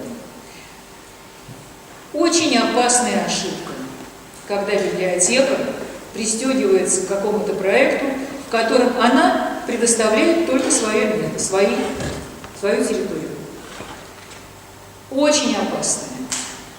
Какой-нибудь фестиваль чего-нибудь, а библиотека очень часто, особенно в сельской местности, да даже в районных центрах, такое самое большое общественное место, самое привычное, дорожка протоптана. Когда библиотека предоставляет просто пространство, вот это, она раз предоставила пространство, два, три, а потом оказалось, что вообще говоря, а что тут тогда библиотека-то, а давайте мы будем рассматривать ее как третье место, как это сейчас модно, да? Слушайте, тут что-то каталоги мешают, в ту комнату, мешают. И вообще тут сидят какие-то непонятные... А что вы тут делаете, а? Библиографы. Нам тут негде блины печь и мастерством заниматься. Идите вообще все. А нам тут еще кофе, пожалуйста, поставьте. И вы свободны. Да? Вот мы к этому придем, причем семимильными шагами. Ни в коем случае. Библиотека должна позиционироваться в любом проекте, как библиотека, показывать, что без нее именно в этом качестве нельзя. Вот вам плохой пример. Да, и вот это не всегда очевидно, потому что сейчас вообще размыты границы формы работы, особенно между библиотеками, архивами, музеями, учебными заведениями. Да? Трудно сказать, чья форма работы. Я как-то всегда считала, что это мы залезаем на чужую территорию, да, когда идем в музей. Ну, готовы биться за то, что вот не чужая территория, а вот мы тоже тут, мы тут, главное. А на самом деле ведь и музеев то же самое. Они забираются на нашу территорию. Вы видели их сайты? У умных музеев сайты с печатными источниками и со всеми нашим антуражем, да? Вот когда границы размыты, оказывается немножко трудновато понимать, где библиотечные. Вот хотите, я скажу, где библиотечные. Это в руководстве, кстати, есть. И принципиально нас не все поняли. Еще предстоят бои, когда мы будем утверждать это на конгрессе на РБА. Библиотека там, где мы имеем дело с источниками информации. Да? С источниками информации. Музей имеет дело с артефактами, да? То есть с какими-то предметами. А мы имеем дело с источниками информации. Это шире, чем с печатными изданиями, мы про это говорили. То есть библиотека продвигает в своих мероприятиях не только и не столько просто знания, любые. Она продвигает знания, опирающиеся на проверенные источники. Она продвигает во всей своей работе источники. Иногда через текст, мы про это будем говорить. Иногда через факт. Иногда через картину. Это завтра, да? Про все это. Но она продвигает источники. Так вот, смотрите, значит, это очень важная вещь.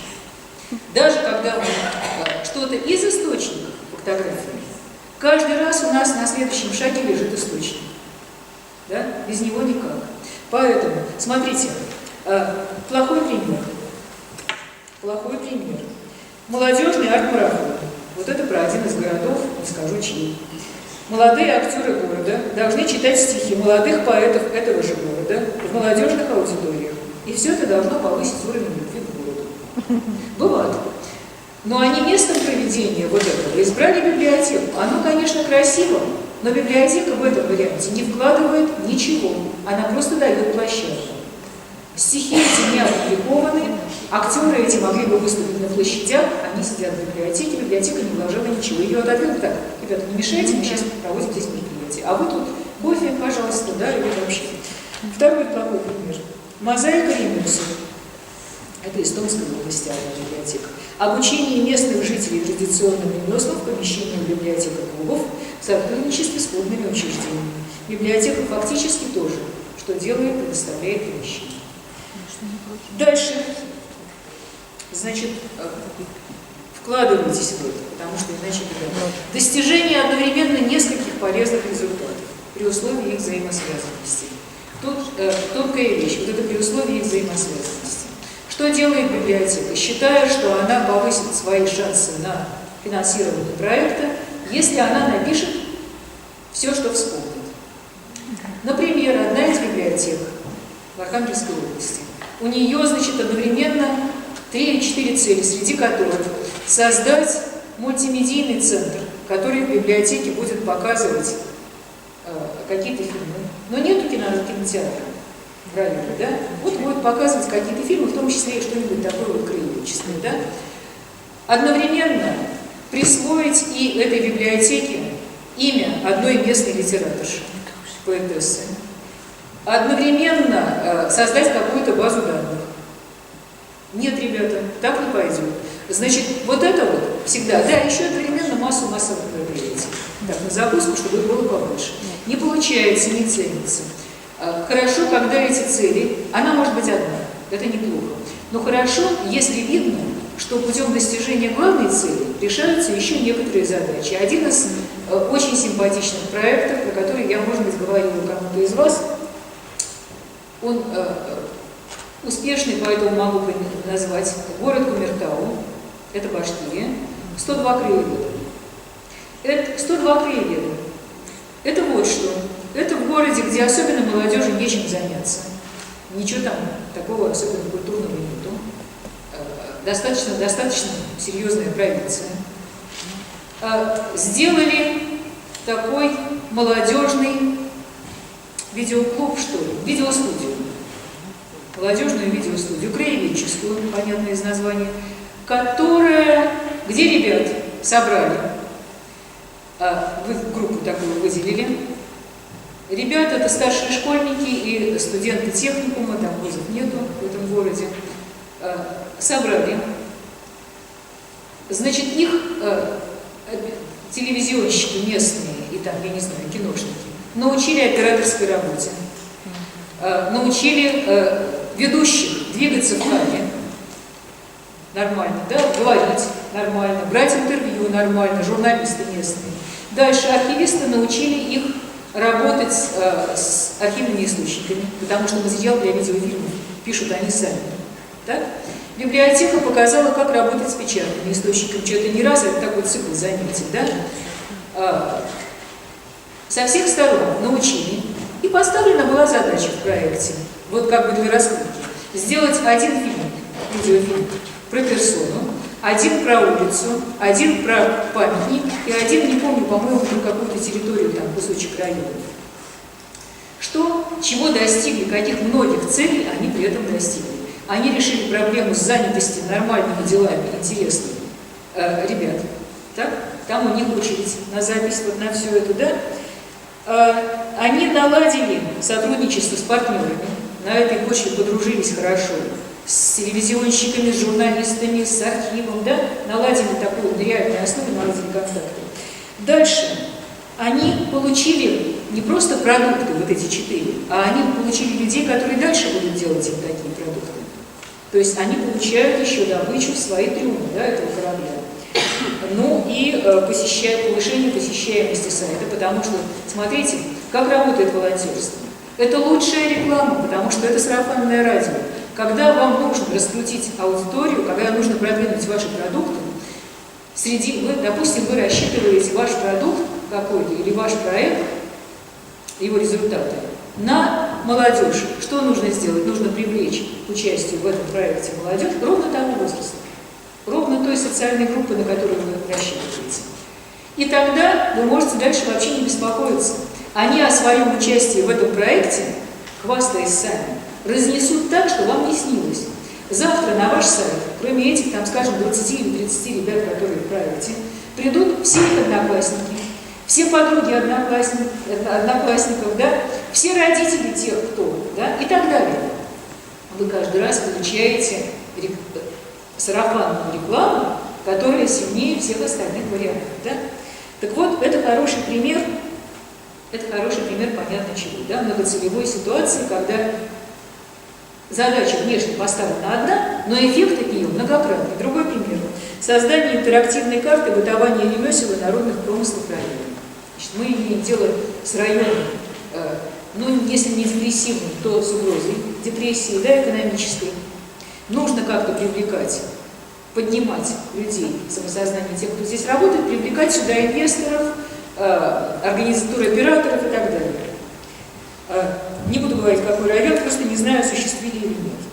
Значит, это мотивированная задача, накопленным краеведческим материалом в традиционной форме. Так? Это тоже может быть, так сказать, проблемной ситуацией.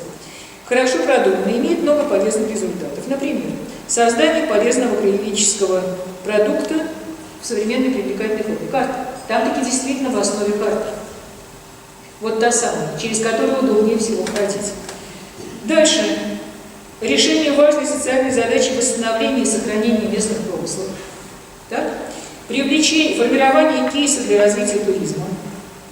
И вовлечение в работу волонтеров активного возраста. Вот там в их проекте не только молодежь была. Там они придумали, как объявить, что они ищут всех, кто умеет, кто помнит, как это делать. Да?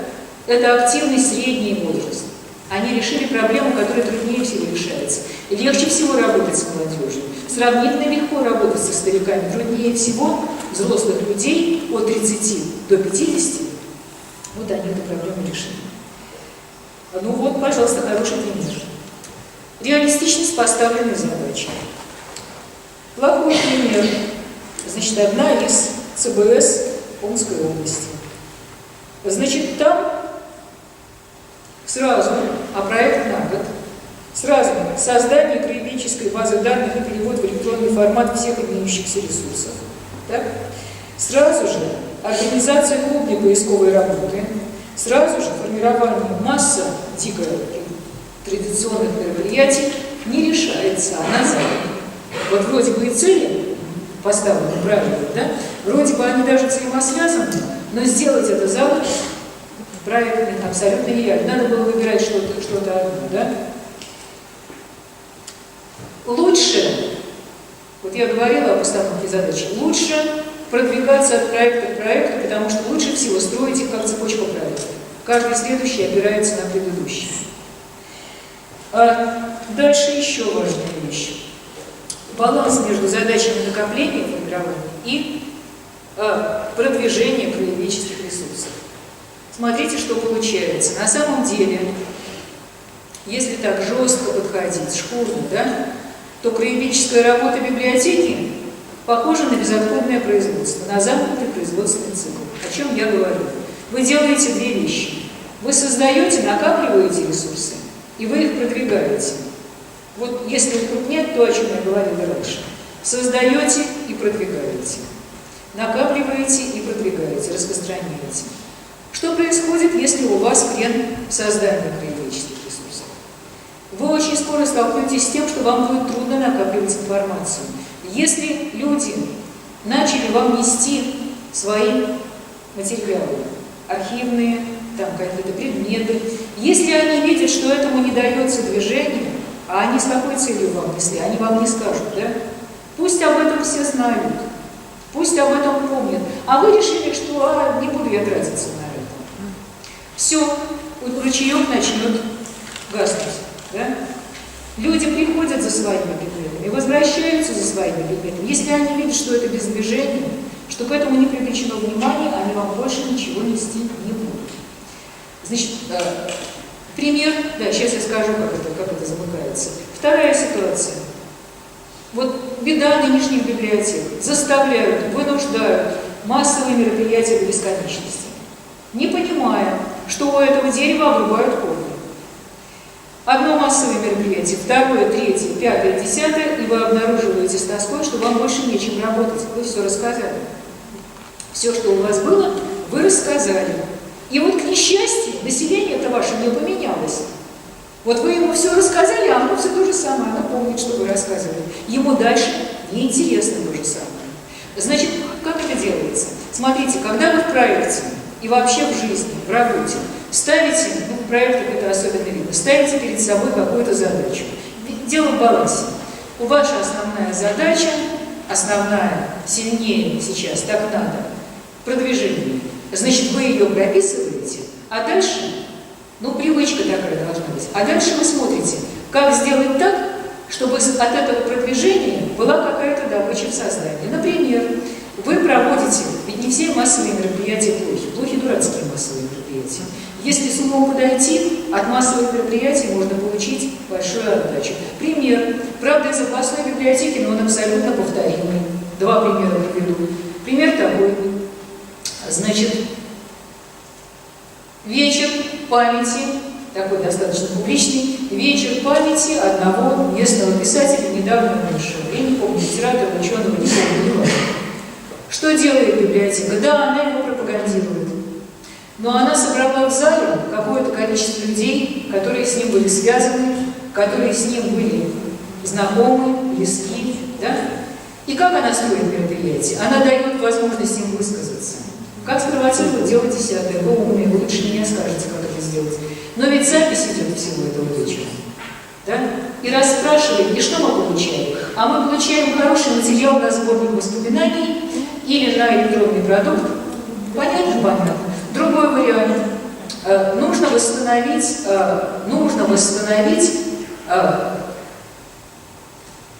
историю, даже не историю, а описание населенного пункта утраченного. Утраченные деревни у вас тоже, наверное, были. У нас в Новгородской, Псковской по разным причинам война или бесперспективные. закрыли, все там порушилось. Дома сгнили, что-то разворовали, извините, да, народ не меняется. Значит, а нам хочется восстановить историю этого населенного пункта.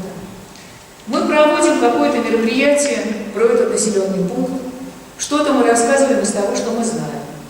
А дальше вот тут вот доска, а не вот эта штуковина, да? И мы начинаем вспоминать. На ней рельеф изображен, да, вот тут речка, что мы знаем. И мы начинаем коллективно вспоминать, а где стоял вот этот дом? Ой, да вот здесь же. Нет, не здесь.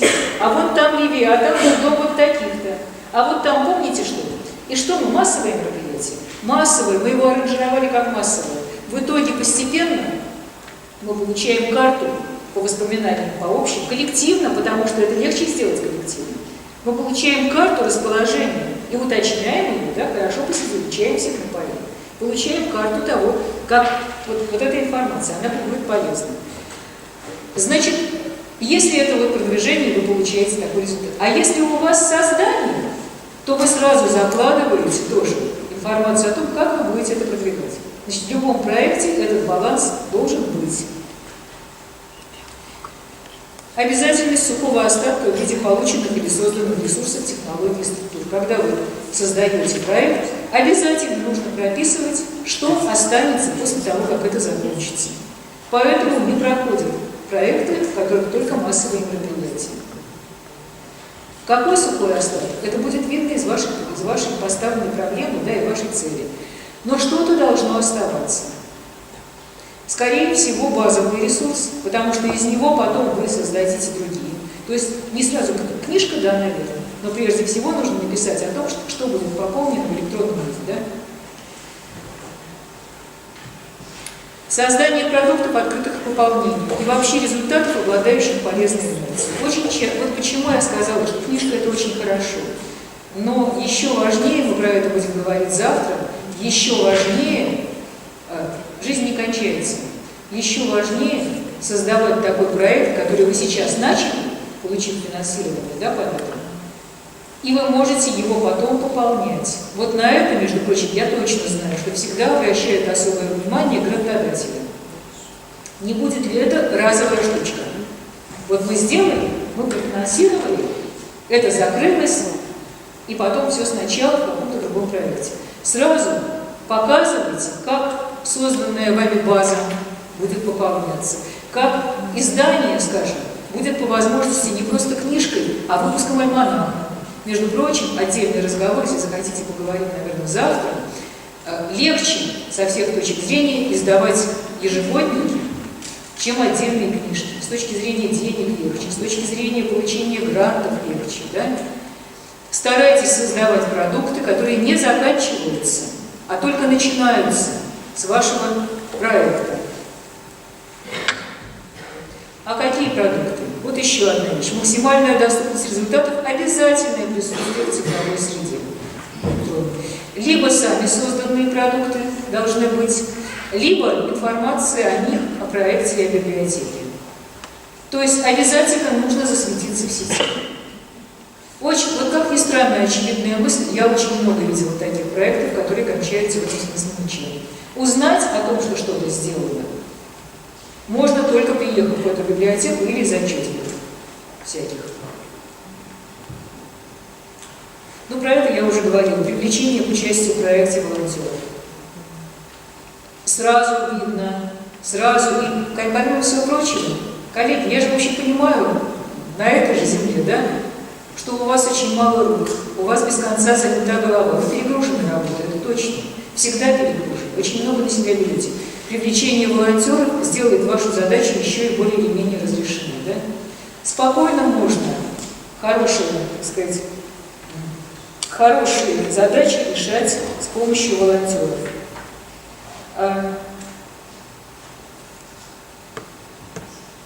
Ну вот хороший пример, смотрите. Одна сельская библиотека Кемеровской области. Проект «Краеведческий пенсионер онлайн». Они чего сделали, эти добрые люди? Значит, они придумали проект видеожурнала краеведческого, который ведут активные пенсионеры. Ну, мы с вами знаем, я у пенсионера точно знаю, что не все пенсионеры одинаковы, да? У многих очень много чего в голове, и знаний, и интересов, и активности. Работа кончилась, а голова нет. Вот эти люди ведут этот видеожурнал, наблюдают за тем, что происходит на местности, да? Массу интересного, рубрики сами придумывают. Целый видеожурнал у вас на сайте, не вашими руками. Один раз запустили, и он работает. Они сами уже соорганизовавшись будут это делать. Единственный минус этого проекта был, да, вот назывался этот проект назывался «Пенсионеры онлайн», а видеожурнал назывался «Говорит ветеран». Но я бы по-другому назвала, но не в этом суть. Единственный минус этого проекта был в том, что они сосредоточились на съемочных технологиях, но этому правда надо учить, а не на содержании. Другой пример. Не быть Иванами, родства не помнящими. Это из Забайкальского края. Создание мультимедийного музея села с обучением молодых волонтеров сбора и обработки информации. Музей фактически под руководством библиотекаря, это село. Село Олинск, если не ошибаюсь, руками волонтеров. Библиотекарь только направляет, только помогает. Масса таких вот возможностей. Так, еще тут же, очевидно, сотрудничество с другими местными учреждениями и обществами. Очевидно, и я точно знаю, что это является одним из серьезных критериев при решении вопроса о том, дать или не дать вам грант. Ну, вот такие простые вещи. И последнее. Здесь типичные, только один короткий пример сотрудничества. Например, в Пудожской ЦРБ, да, Центральная районная библиотека, это Пудога, это Карелия. Создание объединенного краеведческого ресурса библиотеки и краеведческого музея. Памятные места Пудожи и Пудожского района. Кто мешает создать объединенный музей? Никто. Так, ну и потом там еще развитие проектов в рамках долгосрочной именно краеведческой программы, но это и так очевидно. Типичные цели существующих краеведческих проектов. Ну вот какие бывают? Направленные на создание и формирование накопления краеведческих ресурсов. На продвижение, да? На создание новых форм и направлений работы. Например, часто очень в рамках проекта создается краеведческое подразделение районной библиотеки или городской. Между прочим, сейчас не так мало уже библиотек районных и городских, в которых есть своя структура, не просто специалист, который отвечает за краеведение, скажем, в составе библиографического отдела, а свое подразделение. Это нормально, и это на самом деле говорит о подъеме краеведения. Так вот, очень часто именно для создания такого отдела или сектора, собственно, создается проект. Под него. Вот это цель. Вот создание новых форм и направлений работы, пожалуйста, тоже. Например, мы с вами будем послезавтра говорить про краеведческую генеалогию. Начать то, чем вы не занимались, новое направление, или резко усилить то, чем вы занимались по чуть-чуть, сделать его основным, очень удобно в рамках проекта. Новый сравнительный вариант, самый сложный из перечисленных – создание имиджа территории. Смотрите, библиотеки умеют и это. О чем речь? Разные ситуации. Может быть, какая-то вам покажется знакомой. Ситуация номер раз. У территории есть имидж, но этот имидж перестал быть полезным. Город Новотроицк Оренбургской области. Новотроицк – город металлургов. Вот он так развивался, да, это моногород, потому что он построен был как город металлургов, металлургический комбинат. В какой-то момент выясняется, что металлургическое производство загибается понемножку. Оно сейчас живо, но, вот, понимаете, уже не похвастаешься тем, что город металлургов. Что-то нужно еще, потому что когда при слове металлурги, да, там тоска у глаз, и как-то это все не весело. Что нужно сделать? Нужно этот имидж поменять. Мы не отменяем того, что это город металлургов, а должно быть что-то еще. И умная библиотека садится и выясняет, что еще в этом городе, вот на что повернуть. А надо показать, что это город творческих людей. Это город, в котором он молодой, он бодрый, он действительно сравнительно молодой, я не помню сейчас, сколько ему лет, он, по-моему, 30-х годов или 40-х, да?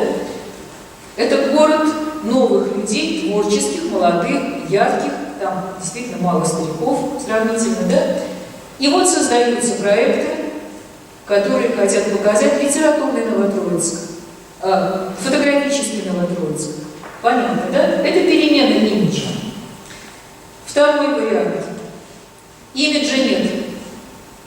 Село, которое ничего особенного собой не представляет, или люди думают, что не представляет. За что-нибудь зацепиться. Это может только библиотека. Зацепиться за какую-то мелочь, из которой понятно, как именно библиотека может раскрутить образ, картинку. Вот сейчас попробую вам про такой один рассказать. Значит, сельский филиал Вологодской области. Проект «В сердце и памяти земляков». Значит, оказалось, что в этом городе, что в этом селе жил не сам поэт Рубцов, про которого слышали многие, да, Николай Рубцов, а его сестра, он там бывал. Зацепились, вот корешки туда пустили, и у них проект связан с именем Рубцова. И они вот это уже позиционируют, не спросясь города Вологды, как биографически связаны с Рубцовым. Это рубцовские места. Они там какие-то фестивали проводят рубцовские, невероятные. И вот под это дело сбор воспоминаний земляков. Ну, кто-то видел, как он приезжал с историей, да? Кто-то помнит, чем он тут интересовался. Вот из этого еще круче проект, который называется, это в Ульяновской области один. Вот так камень, ну и камень. Почему камень? В овраге на территории села нашли надгробный памятник одного из представителей местного рода Мотовиловых. Ну, случайно нашли камень, прочитали, а вот, оказывается, надгробник. Вытянули, что это были владельцы усадьбы, которой уже нет. Стерли с лица земли, да? Выяснили, что это за семья такая была, что это за род такой был. Нашли потомков за рубежом, нашли потомков в области, зацепились за их какие-то достижения вот этого рода. Они село благоустроили, они массу чего полезного сделали, они себе вот этих Мотовиловых сделали брендом. Масса возможностей. И как это делать, мы тоже завтра поговорим. Но во всяком случае, вот имиджевые штуки такие, они на самом деле реальны. Можно придумать имидж, только вы можете это сделать, никто больше. Как делается имидж, мы еще поговорим. Так, ну на что со временем? На следующей теме должна быть, да? Так, значит, вот про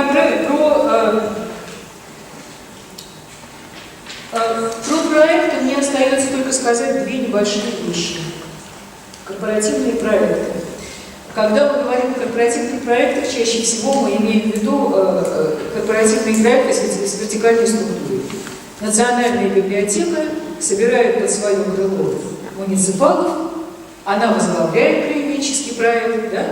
Остальные в нем так или иначе участвуют. Да, такие проекты, как правило, связаны с созданием крупных библиографических баз данных.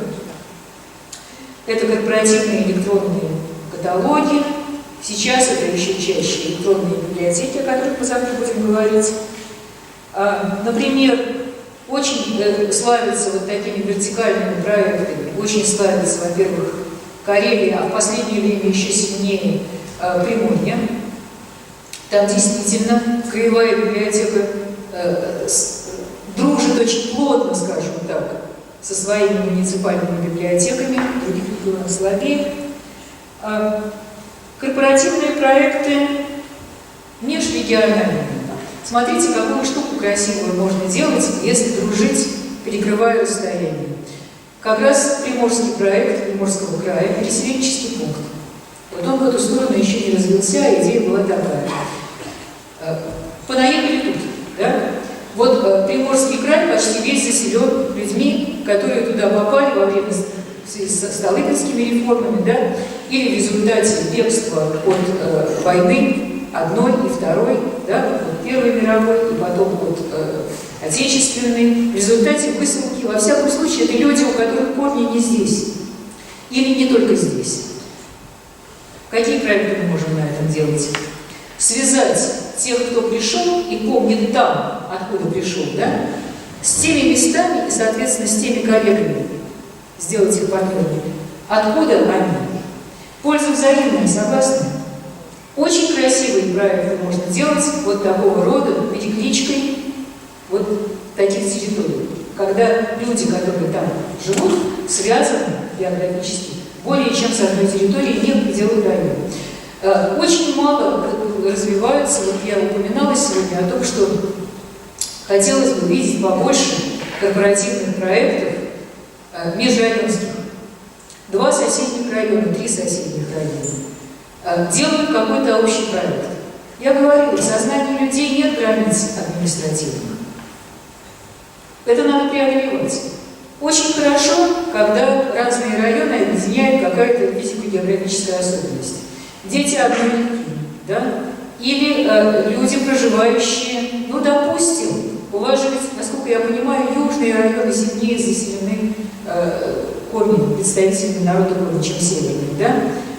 Можно как-то объединить и по этому признаку сделать какой-то проект с национальным акцентом, связывающий вот этнически близкие территории. Критерий может быть любой. Польза огромная. Она связана не только с тем, чтобы что-нибудь делать вместе, но и с тем, чтобы обмениваться информацией. Представьте себе проект, когда вы материал, который у вас накопился, архивный, музейный, себе уже показали, своим уже показали. И вы меняетесь этими материалами. Или находите точку на карте между районами, и в хорошую погоду она у вас тоже бывает, как у нас в Питере иногда летом. Да? Мы даже знаем, можем назвать какой-то день недели, когда вдруг она хорошая, да? Когда было лето. Вот. Сделать мероприятие, в котором будут представлены 2 района рядом, да? Любой обмен. Вы освежаете людям как бы вот этот краеведческий интерес. Интереснее посмотреть, что у соседей, еще и соревнование какое-то, да? Взаимные экскурсии. По своему району все знаем, а интересно съездить к соседям, обменяться экскурсиями, взаимно подготовиться, да? Масса таких проектов может быть сделана. Ну вот, это по проектам. Пожалуй, так. Значит, коллеги, вот эта тема отличается тем, что вы, как это сказать, ничего особенно оригинального, прошу прощения, не услышите. Все то, о чем я рассказывала, не сообщено как-нибудь подпольно, это то, что вы можете прочитать в законодательстве и, скорее всего, читали. Мы просто сделали, поскольку эти проблемы несколько лет назад стояли очень остро, и оказалось, что, как это сказать, библиотечно-краеведческое сообщество, с ним происходят 2 вещи в отношении правовых аспектов деятельности. Первое – это незнание и такая залихватская работа там, где надо оглядываться на закон. А второе, что не менее вредно, это когда, обжегшись на молоке, дуют на воду и пугаются там, где на самом деле и права у нас есть, и возможности у нас есть. Поэтому эта тема, почему я говорю, что она сравнительно короткая и несложная, она просто ставит наши представления на свои места. Все, о чем я говорю, в законодательстве, в немногих законах прописано, в основном мы будем говорить о том, что для нас важнее всего закон об авторском праве и смежных правах, да, и закон о персональных данных. Итак, я должна еще объяснить, почему, наверное, вы все это понимаете, почему с правовыми аспектами сталкиваются именно краеведы библиотек, в первую очередь. Потому что, в общем, чем сильнее библиотека работает в краеведческом отношении, тем чаще она напарывается на разные правовые мины. Да? Мина первая. Они собирают уникальные архивные музейные материалы, не понимая, какие ограничения, какие права здесь есть. Да? Дальше. Они занимаются сбором первичной фотографической информации и публикуют. И чем больше публикуют, тем, кажется, опаснее заходят в область защиты персональных данных. А может не то, а может не это, да? Они активно публикуют краеведческие материалы и сами пишут, да? Не надо об этом забывать. И публикуют чужие. И тут тоже много таких вот вещей, которые кажутся опасными. Они создают и поддерживают краеведческие ресурсы на своих сайтах, предоставляя их для публикации не только собственных, но и чужих ресурсов, и попадают тут тоже на опасные ситуации. Вот, поэтому, сейчас, правовые проблемы, вот я об этом сказала. Значит, смотрите, при публикации в своих изданиях и на сайтах чужих произведений особо мы будем говорить о том, что мы, когда мы имеем дело с детскими произведениями и фотографиями. Отдельно сейчас об этом будет подробнее. Дальше. Проблемы, связанные с публикацией собственных произведений в рамках служебного задания или вне этих рамок. Мы все время забываем о том, что библиотекари, когда пишут какие-то работы, да, книжки готовят, они такие же авторы. Мы себя защищать не умеем совершенно и напрасно. Дальше. При публикации материалов из архивов и музеев. Еще. При формировании коллекции наиболее ценных краеведческих материалов из сети. Вот то, о чем мы говорили, что теперь у нас будет узаконен электронный краеведческий архив. Еще. При формировании и обеспечении доступности собственных фондов и коллекций уникальных документов, да, музейных архивов. Еще. При публикации персональных данных в справочных и других изданиях, базах данных, на сайтах и особо изображений. Итак, авторские права. Тема, я бы сказала, перегрета. Очень сильно. На самом деле, вот я специально написала такой алгоритм. В большинстве случаев проблема решается сходу или не возникает. Итак, когда мы сталкиваемся с произведением, которое мы хотим опубликовать, либо в бумажном виде, либо в электронном, вообще опубликовать чужое произведение, нам надо выяснить в первую очередь, охраняется ли это произведение действующим законодательством об авторском праве. Что такое, какие сроки охраны действующим законодательством об авторском праве? Срок защиты авторских прав по времени менялся, мы про это сейчас отдельно еще будем говорить, применительно к фотографиям специально. Но сейчас он составляет 70 лет, то есть это вся жизнь автора, и 70 лет после его смерти. Вот срок этот все время увеличивается. Может быть, он будет еще увеличен, хотя издательское сообщество этому активно сопротивляется. 70 лет. При этом есть два исключения. Если человек воевал, а произведение было создано до или во время войны, да, то срок вот этого после его смерти, то есть он не имел возможности в этот период публиковаться, увеличивается на 4 года войны. Так? Второе. Если человек сидел в лагерях, был репрессирован, то вот этот вот срок отсчитывается от года первого после того, как он вышел на свободу. То есть тоже вот этот период его сидения в лагерях, когда он не мог воспользоваться своим правом публикации, как бы добавляется к этим 70 годам. Дальше простая вещь. Значит, если это произведение не охраняет, да, если человека уже нет, вот эти 70 лет с момента его ухода из жизни, им распоряжается, произведением распоряжается правоприемники законные, да? Либо, если их нет, это может быть передано в собственность государства, да, в общественную собственность. В любом случае, после того, как 70 лет прошли, это становится общественным достоянием произведения, и вы вообще ни у кого не должны спрашивать, публиковать или нет. Да? Значит, кстати, поэтому особенно полезно в отношении ваших авторов и вам и всем остальным хорошо проверять их биографии. Очень многим людям важно знать, когда, прошу прощения, умер ваш местный автор, ученый, вообще любой пишущий. Вот в этом смысле в России не на кого опереться, кроме как на библиотеке.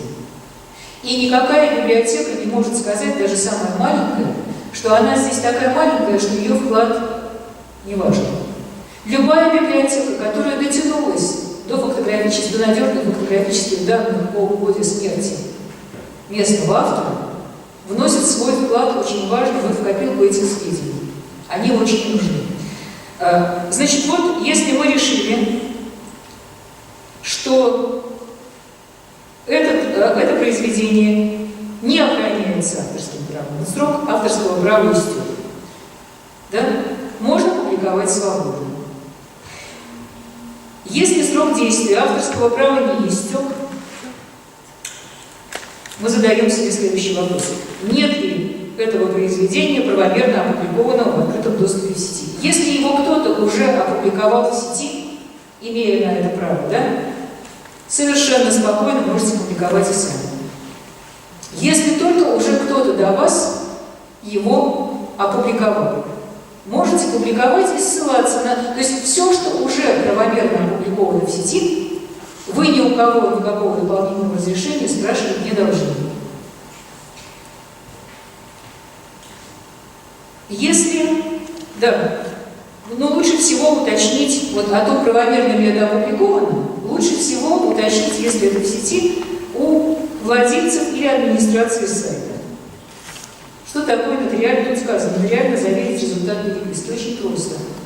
Вы пишете, лучше всего, значит, вы можете написать по почте, но вы можете написать ему прямо в сети. Знаете, да, как? Вот просто в сети написать, знаете, там бывает адрес. И когда вы написали в сети, прямо там, сделайте скриншот экрана. Понятно, что надо сделать?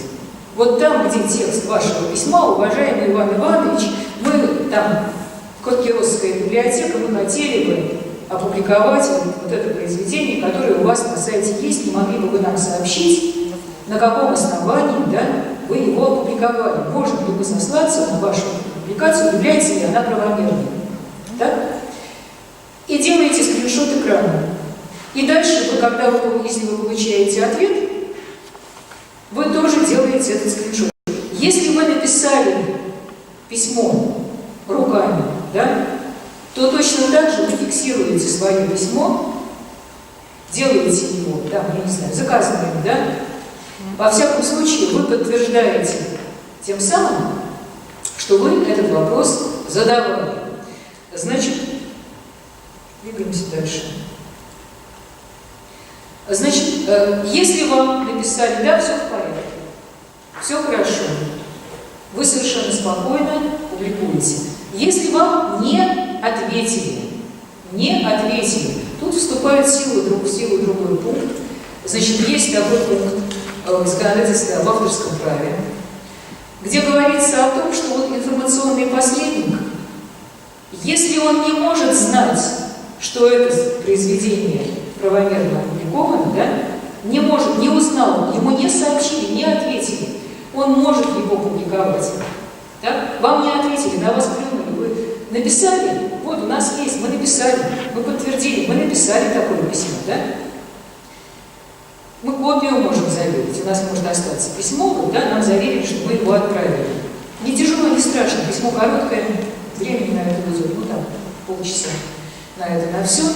Если нам не ответили, у нас зафиксировано наше обращение, наша попытка, да? И что мы тогда делаем? Мы его публикуем.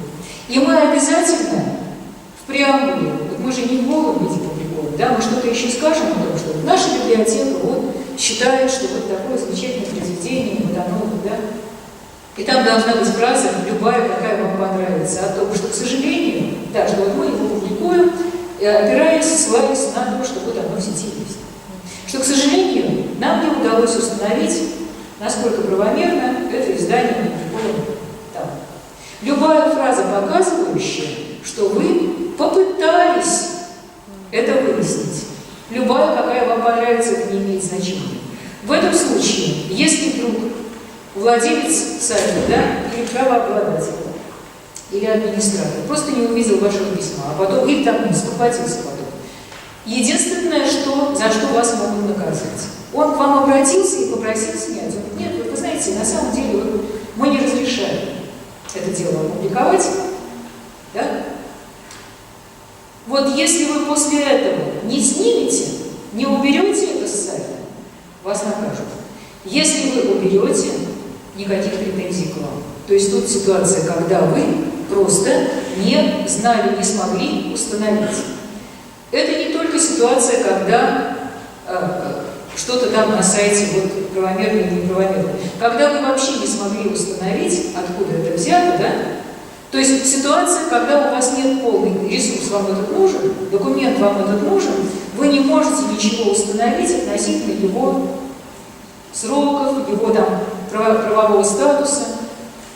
Значит, еще раз, вы должны попытаться спросить, зафиксировать саму попытку, да? И при публикации упомянуть. К сожалению, мы не смогли найти, установить автора. Вот, например, если вы публикуете фотографию, не текст, не книжку перепубликуете, а фотографию. К сожалению, мы не смогли установить автора этой фотографии. Мы искали, но не нашли. Будем рады, если он определится. Дальше. Значит, дальше что вы устанавливаете? Можно ли найти автора или его правопреемника и заключить лицензионное соглашение, дающее библиотеке неисключительные права на размещение или публикацию произведений? Надо постараться найти автора. Значит, если этот автор есть, если вы его нашли, предложите ему заключить лицензионное соглашение. Как выглядит это лицензионное соглашение, если на всякий случай, во многих регионах оно есть, его распространили, его передали во все муниципальные библиотеки, я на всякий случай действующий образец привезла, просто вот удобный. Это отлично отработано в Ростове-на-Дону, в Донской публичной библиотеке. И когда нас спрашивают, что можно принять за образец такого лицензионного соглашения, ну вот обычно я обычно вот его и показываю. Это короткий текст, не тяжелый, и поскольку есть болванка, вам остается только вписать туда имя автора, да, какие-то условия. Лицензионное соглашение, что означает, почему не исключительное право? Это означает, что вы в вашем лицензионном соглашении не исключаете возможность права автора публиковаться где-то еще. Он вам разрешил тоже опубликовать свое произведение. Тоже. Еще и у вас. Как правило, эти права, это лицензионное соглашение заключается безденежно. И что вы спрашиваете при этом автора? Вы спрашиваете, разрешает ли он вам, на какой срок он разрешает. Он может сказать, что бессрочно. Пожалуйста, сколько надо в библиотеке, пускай его произведение столько весит. Или на какой-то срок. Или с какими-то условиями. Вот эти условия, там, по форме соглашения или нет. И я должна сказать, почему это соглашение имеет такую большую популярность, вот эта форма. Подавляющее большинство местных авторов охотно соглашается на это дело. Тиражи маленькие. И автору, на самом деле, если он нормальный, адекватный, да, он очень хорошо понимает, что денег больших с краеведческого произведения он не получит. Но, как правило, убеждается. То, что продано, продано быстро. И, как правило, такие издания, в большинстве своем, без дополнительной рекламы, полный тираж не продается. А если он очень маленький, то, ну вот его и подали. А что дальше? А дальше библиотека, публикуя у себя на сайте, дает этому произведению вторую жизнь. Более того, завтра будем говорить, если библиотека умная, то она не просто выкладывает у себя на сайте, а она продвигает свои силы, она рекламирует человека. И нормальному автору интересно как раз это, что его произведение живет, что когда он напишет следующее произведение, его будут очень хорошо знать, и следующее будет продано нормально. Поэтому в подавляющем большинстве случаев проблем не возникает. Люди соглашаются.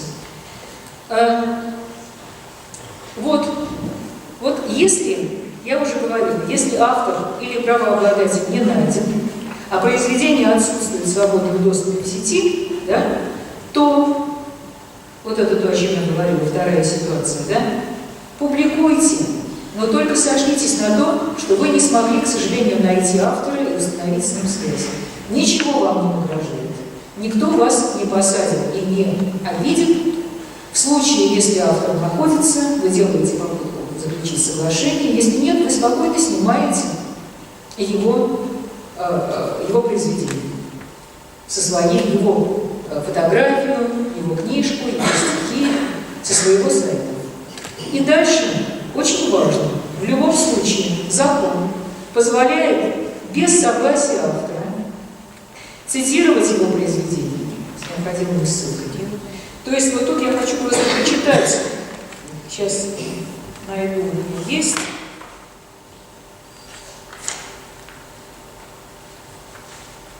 Цитату просто привести из закона. Сейчас, одну секундочку. Забыла сказать еще. Где-то у меня есть распечатка. Извините, коллеги, я сейчас очень быстро найду. Отложила зря. Значит, дело в том, что в этом законе статья 1275, которую все выучили наизусть, она вам, наверное, снится иногда. Значит, там есть пункт, я его своими словами, можно скажу?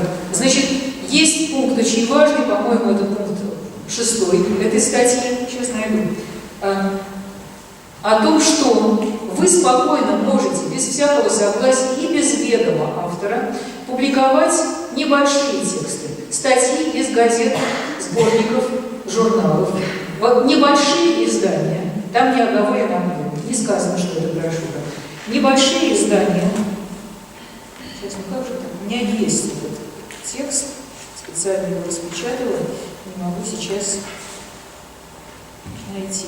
Небольшие издания, спокойно. И там же еще правомерное цитирование. Вы в любом случае можете цитировать, объем цитирования не ограничен. Иногда вы можете найти на сайтах, что допускается 16%, допускается там 33%. Нету таких процентов в законе. Важно другое, что это не весь документ. Вот эта штуковина позволяет вам спокойно использовать издания, на которые у вас нет права полностью, да, в любом количестве цитат. Главное, чтобы ниоткуда этот документ не был виден целиком. Не надо его сканировать целиком, не надо дразнить. Понятно, да? Таким образом, не так мало возможностей это делать. Так, сейчас дальше. Особенности авторского права на фотографию. Я говорила, что мы еще не умеем работать с картинками, да? Особенности авторского права на фотографии. Вот с этим вы сталкиваетесь или столкнетесь всегда, когда у вас начинается активная работа с документами. Первое, что вам понесут, это семейные фотографии. Как с ними быть? Как с ними работать? Охраняется авторским правом только атрибутированные фотографии. То есть только такие, на которых указано или может быть установлено, кто это фотографировал и время создания. Если вы получили абсолютно бесхозную фотографию, относительно которой нельзя установить, чья это фотография, кем она изготовлена, не кто изображен, а кем изготовлена, на вас нет вообще никакой ответственности за это. Другое дело, что вы заинтересованы в том, чтобы установить это все. То есть давайте по-честному, когда вы принимаете фотографии для хранения в свой фонд или копии фотографий для хранения в свой музейный архивный фонд, вот именно поэтому, пожалуйста, обратите внимание, вы должны, конечно, попытаться выяснить, кто автор, принимая, да? Второе, вы максимально постарайтесь, пожалуйста, выяснить, а если нет, то атрибутировать сами, вы знатоки своих мест, когда эта фотография снята. Иногда вам может сказать человек, который фотографировал. Иногда можно определить, допустим, по пейзажу. Вот этот магазин в таком-то году еще не существовал, да? Или уже не существовал. Вот этот дом был снесен в таком-то году, а он, да? То есть ни раньше, ни позже. Максимальные усилия должны быть приложены к тому, чтобы определить время.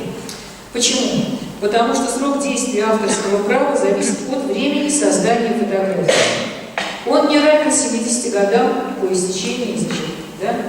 Вот, со дня смерти автора. Он зависит от того, когда сделана фотография. Наше законодательство в отношении этих вещей менялось. Посмотрите, законы по-разному сроки устанавливались в 28-м, 64-м, 74-м, 93-м годах. С 93-го года действует текущее. Каждый раз этот срок увеличивался. С Значит, по закону 28 от 16 мая 28 года, после смерти автора, авторское право переходило к его наследникам только на 15 лет. И если у вас фотография, вот, которая подпадает под действие закона 28 года, значит, вы отсчитываете срок 15 лет, а не 70. Понятно? 15. Дальше. И дальше там еще, значит, такая вещь. За исключением тех случаев, когда авторское право переходило к наследникам лишь на истекший ко дню смерти автора остаток установленного в законе срока. Для отдельных снимков 5 лет, а для собраний снимков 10. Дальше, с 1964 года этот срок увеличился до 25 лет. Опять-таки, если у вас фотография вот в этом интервале между 28 и 64, это будет 25 лет вы должны отсчитать. И если 25 лет прошло, вы абсолютно вправе не ждать 70, да? Дальше.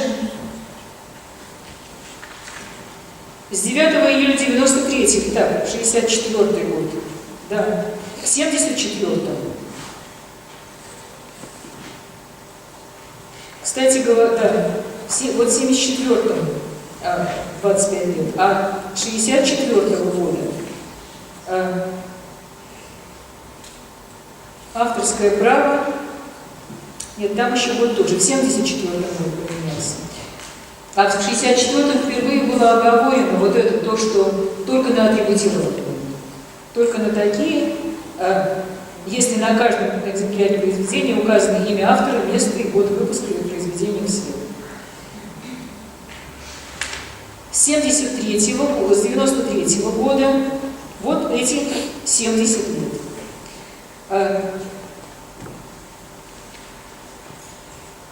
Ну вот эта дата вошла в действующую сейчас 4-ю часть Гражданского кодекса.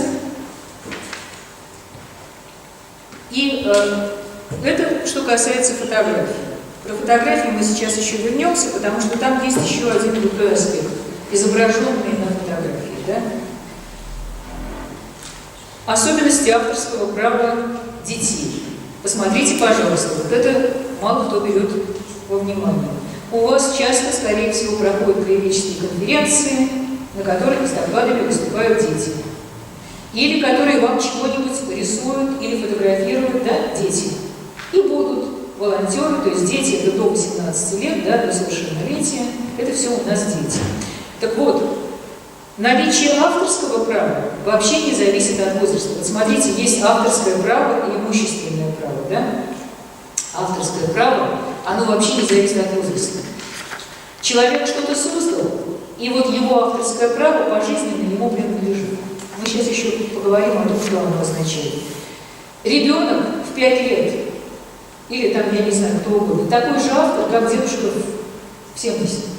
И вот обратите внимание, с ребенком, который у вас выступил с докладом, если вы хотите опубликовать его в сборнике или выставить на сайте, вы точно так же договариваетесь. И дети с 14 до 18 лет, они еще несовершеннолетние, у них есть паспорт просто. Они сами распоряжаются своими произведениями и могут подписывать лицензионные соглашения. Сами. Ребятишки младше 14 лет, за них это делают родители, или если родителей нет, опекуны. Не забывайте, потому что бывает по-всякому, иногда вот можно побороться на нему, какой-нибудь родитель или какой-нибудь опекун на вас пожалуется. Так. Да. Да. У нас был конкурс трейлеров, да? Мы положение делали, и участники есть. И в положении мы форму соглашения.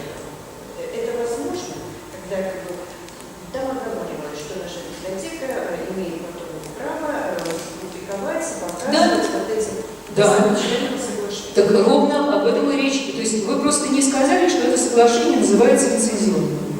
Это и есть лицензионное соглашение. Вы с человеком разговариваете, 14 лет уже совсем не дураки у нас, да? Объясняете ему, можно ли я буду твой буктрейлер на сайте библиотеки показывать. Вот, объясняете. Все. Да, вы абсолютно грамотно делаете, ровно это и нужно. Это и есть лицензионное соглашение. Лучше его сделать сразу по форме, вот по положенному. Дальше. Еще одна категория. Про себя не забывайте, дорогие. Значит, вы приходите на работу, и в рамках этой работы вы краеведы, создаете какие-нибудь указатели, пишете книжки, создаете ресурсы какие-то, да? И вот здесь, смотрите, пожалуйста, четко надо различать. Авторское право всегда за вами. В рамках авторского права что человек может? В рамках авторского права своего, оно ему принадлежит независимо ни от чего, его не надо ничем закреплять, оно, вот вы автор этого произведения, все, этого достаточно. Вы можете принимать решение о том, как называется произведение, так? О подписи, о том, будет оно подписано вообще или нет, это ваше право. Вы имеете право выбрать форму подписи под псевдонимом или под вашей фамилией. И вот это вот, да, и вы имеете право, очень важное, решать, вообще будет ли оно выпущено в свет. Первый раз, обратите внимание, есть разница. Если вы делали эту работу не по служебному заданию, то никаких других прав ни у кого, кроме вас, не возникает. И все имущественные права, то есть право это продать, подарить, заключить договор, получать с этого доход, оно остается за вами. А вот если это право, если это сделано в рамках служебного задания, то тут вступает еще в силу работодатель. Обратите, пожалуйста, внимание. По-настоящему, по правилам, по-честному, когда вас нанимают на работу, у вас в вашем договоре служебном должно быть написано, что в рамках вашей служебной деятельности, в рамках ваших служебных обязанностей создавать, что, какие-то произведения, да? Печатать, готовить, указатели, какие-то издания делать, да? Потенциально. Если этого нет, всегда вы работаете давно, узнали про это сегодня, на самом деле вы можете попросить, чтобы с вами было заключено доп. Соглашение на эту тему. Почему это важно? Потому что вы будете смеяться, но вообще-то, по закону, эта работа делается за вознаграждение. Работа по созданию указателей, справочников, ресурсов, при том, что вы получаете зарплату, вознаграждается отдельно. Вам за нее, по идее, должны платить. Как правило, библиотеки, мы на земле стоим, я точно знаю, да, решают эту проблему так. Вот в доп. Соглашении обычно написано, что если это издание печатное, то библиотека расплачивается с автором предоставлением ему, это минимально, одного экземпляра того, что он сделал. Бесплатно. Можно договариваться иначе, но минимум миниморум вам обязаны предоставить минимум один экземпляр того, что вы сделали, в любой форме. Да? Обратите, пожалуйста, внимание, что значит в рамках служебного задания. Или за рамками служебного задания. Не имеет значения абсолютно, в рабочее время ли вы это делали. На рабочем месте вы сидели или дома ночью. Только наличие прямого указания вам сделать такой продукт. Вам в план на год вписали сделать такой указатель. Вы расписали. С этого момента это задание служебное. Или вам не вписали, этого нет в плане, вы не получили такого указания, вы за него не отчитывались. Значит, тогда это ваше, даже если вы делали это уже вопрос трудовой дисциплины, в рабочее время на рабочем месте.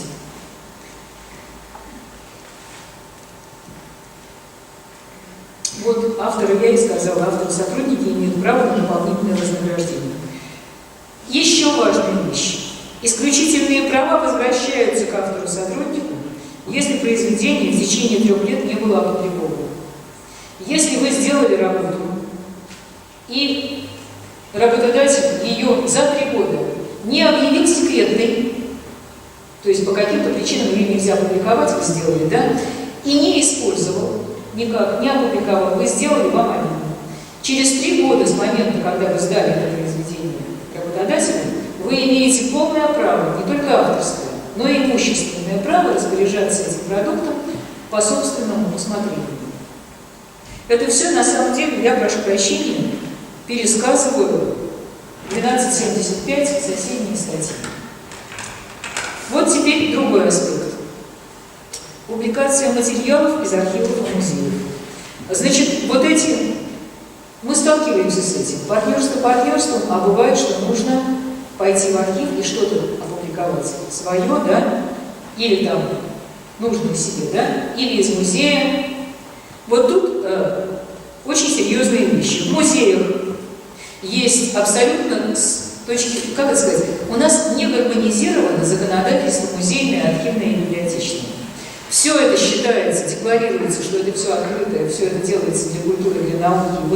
Вот мы какие. Мы для вас существуем, дорогие сограждане. При этом в музеях существует монопольное право, ну, его называют, народ смеется, право первой ночи. Да?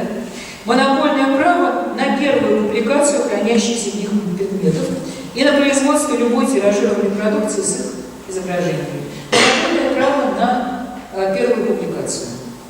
Очень часто музеи сидят как собаки на сене. Да? То есть мы сами не публикуем и вам не дадим. А еще хуже, действует как вымогатели. Но мы вам можем это монопольное право, да? Мы можем, только вы нам заплатите. Вот, к сожалению, с этим ничего сделать нельзя было никак, я говорила о пользе партнерских отношений. Сделать так, чтобы либо сделать совместную публикацию, тогда ничего музей не может сделать, да, он не может помешать, у него осуществляется вот это его право монопольное, либо как-то заинтересовать совместным проектом. Вот эта штуковина, к сожалению, непреодолима, и музеи очень часто ведут себя бесчестно по отношению к библиотекам. Есть, конечно, как это сказать, шкурная сторона дела, коллеги. Вы совершенно точно имеете такое же право по отношению, если у вас будут музейные собрания хорошие, вы точно так же, коль скоро есть прецедент, поступайте также по отношению к музею. Вам нужен наш экспонат, вам нужен наш архивный материал, у вас тема пошла. На тех же правах, что и вы, на основу взаимности. Но вот, к сожалению, у нас совести больше, библиотеки такое делают редко. Что касается производства любой тиражированной продукции с их изображением. Нехорошая вещь, потому что практически в законе имеется в виду коммерческое использование. Так? Тиражирование для того, чтобы, да? Вот я беру там какой-нибудь экспонат, делаю на его основе значок, я им торгую, для музея в убытке, а я богатею. В законе, к сожалению, нет, в музейном законе нет формулировки про некоммерческое тиражирование. Библиотеки, когда тиражируют, они делают это с теми же просветительскими целями, с некоммерческими, которые декларируют музей. Это не прописано, эта проблема пока не преодолена. Тут только договариваться. Только договариваться. К сожалению, это дефект нынешнего законодательства. Да, и обратите внимание, еще есть одна засада. Я не знаю, насколько она реальна для вас, на всякий случай. Музейные экспонаты – это не только то, что находится внутри помещения музея. Памятники, которые стоят снаружи и за которые музей отвечает, которые находятся, условно говоря, на его балансе, вам тоже не очень-то можно фотографировать и публиковать. Вот такая вот есть ерунда. У нас астральную колонну народ фотографирует, да? На самом деле это имущество, прошу прощения, Эрмитажа, она к нему приписана. Знать про это никто не может, но вас за эту астральную колонну, у нас была такая ситуация, могут привлечь. А почему вы не получили разрешение Эрмитажа на публику? Вот это попадает вот под эту статью. Полезно знать поэтому про свои музеи немножко побольше, чем мы обычно знаем. За что они отвечают. И в этих случаях полезно договариваться. Не все музеи имеют шкурные, так сказать, шкурные мотивы. Во многих случаях вы договоритесь. Просто осторожно. Что касается архивов, там нет такого жесткого законодательства. Архивы разрешают публиковать свои материалы. Ну, на самом деле там как раз проще. Архивы разрешаются ссылками. И есть вещь, которую я не видела закрепленной в законах, она скорее в архивных правилах, которую полезно взять на вооружение и нам. В архивах есть такое правило, что если вы хотите что-то опубликовать из того, что вы у них нашли, вы должны попросить у них, условно говоря, уведомить их, да? Они спрашивают специально, обратите внимание, те, кто работал в архивах, там, если использовали, вы пишете. Для чего? Просмотр или публикация, да? Вы пишете. И вы должны уведомить их о том, что вот это вы будете публиковать. И тогда они вам говорят: отлично, только, пожалуйста, или книжку, или копию вашу, или статью, копию, да? Вот текст, который вы опубликовали, пожалуйста, нам один экземпляр. Правильно делают, потому что, во-первых, это хороший контроль того, что вы сослались на них. Если вы на них не сослались, они вам больше ничего не дадут. И правильно сделают. Второе. Ну, естественно, архив должен следить за тем, как расходится эта информация, да? Где она еще. Поэтому сразу хочу сказать, что вот эту практику, ее надо уважать в архивах, как пользователей, да? И ее очень полезно применять вам в вашей архивно-музейной работе. Точно такое же условие. Когда вы пускаете автора потенциально к вашим архивным документам, вы точно так же, вот он у вас расписывается в правилах, да, вот что вы ему предъявили. И там должна быть фраза о том, что в случае публикации материалов из нашего архива обязуюсь сослаться точно, да, на это и предоставить оригинальную публикацию или ее копию вот этой библиотеки, чей это архив. Вот. Собственная работа библиотеки с уникальными предметами и документами. Она недостаточно регламентирована действующим законом о библиотечном деле. На самом деле не все так плохо. Там есть вещи, которые вам бесполезны. С 2009 года библиотеки могут ограничивать копирование, экспонирование и выдачу книжных памятников и иных документов, предназначенных для постоянного хранения. Могут ограничивать. До 2009 года мы не могли это делать. Нам это важно, когда мы имеем дело с неопубликованными или редкими документами. Имеете право ограничивать выдачу этих документов. Вы можете предоставлять им, кроме них, вместо них копии, а можете просто сказать, что в связи с сохранностью, да, вы не можете это предоставить. Но тогда, конечно, не надо, надо иметь мотивы для этого. Вот еще одна вещь. Слава Богу, в библиотечном законодательстве появилась ссылка на работу с архивами. Мы про это завтра будем говорить, послезавтра про архивную музейную работу. Появилась ссылка на то, что библиотеки работают с уникальными материалами. Вот здесь, на самом деле, надо просто помнить, что это регулируется. Правда, дело в том, что когда на это ссылаются, имеют в виду не вас, а имеют в виду крупные рукописные отделы, крупные библиотеки. Наши библиотечные законодатели вас, к сожалению, коллеги, не видят, не замечают. Но слава Богу, что из-за того, что есть крупные рукописные отделы, они саму эту проблему наконец увидели. Вот там сказано, про это будет разговор послезавтра, что вот работа с этими документами осуществляется по правилам архивных учреждений. Вот у вас в библиотеке этот фонд неопубликованных документов, но живет он строго по архивным правилам. Это вам дает очень много, на самом деле, возможностей. Вот сейчас видно будет какие. Да, и вот, значит, тут написано, что у меня, что с 2017 года в отношении музейной работы, вот эта собственная работа будет регулироваться новым музейным законом. Пока этого не было, значит, на чем основана эта информация?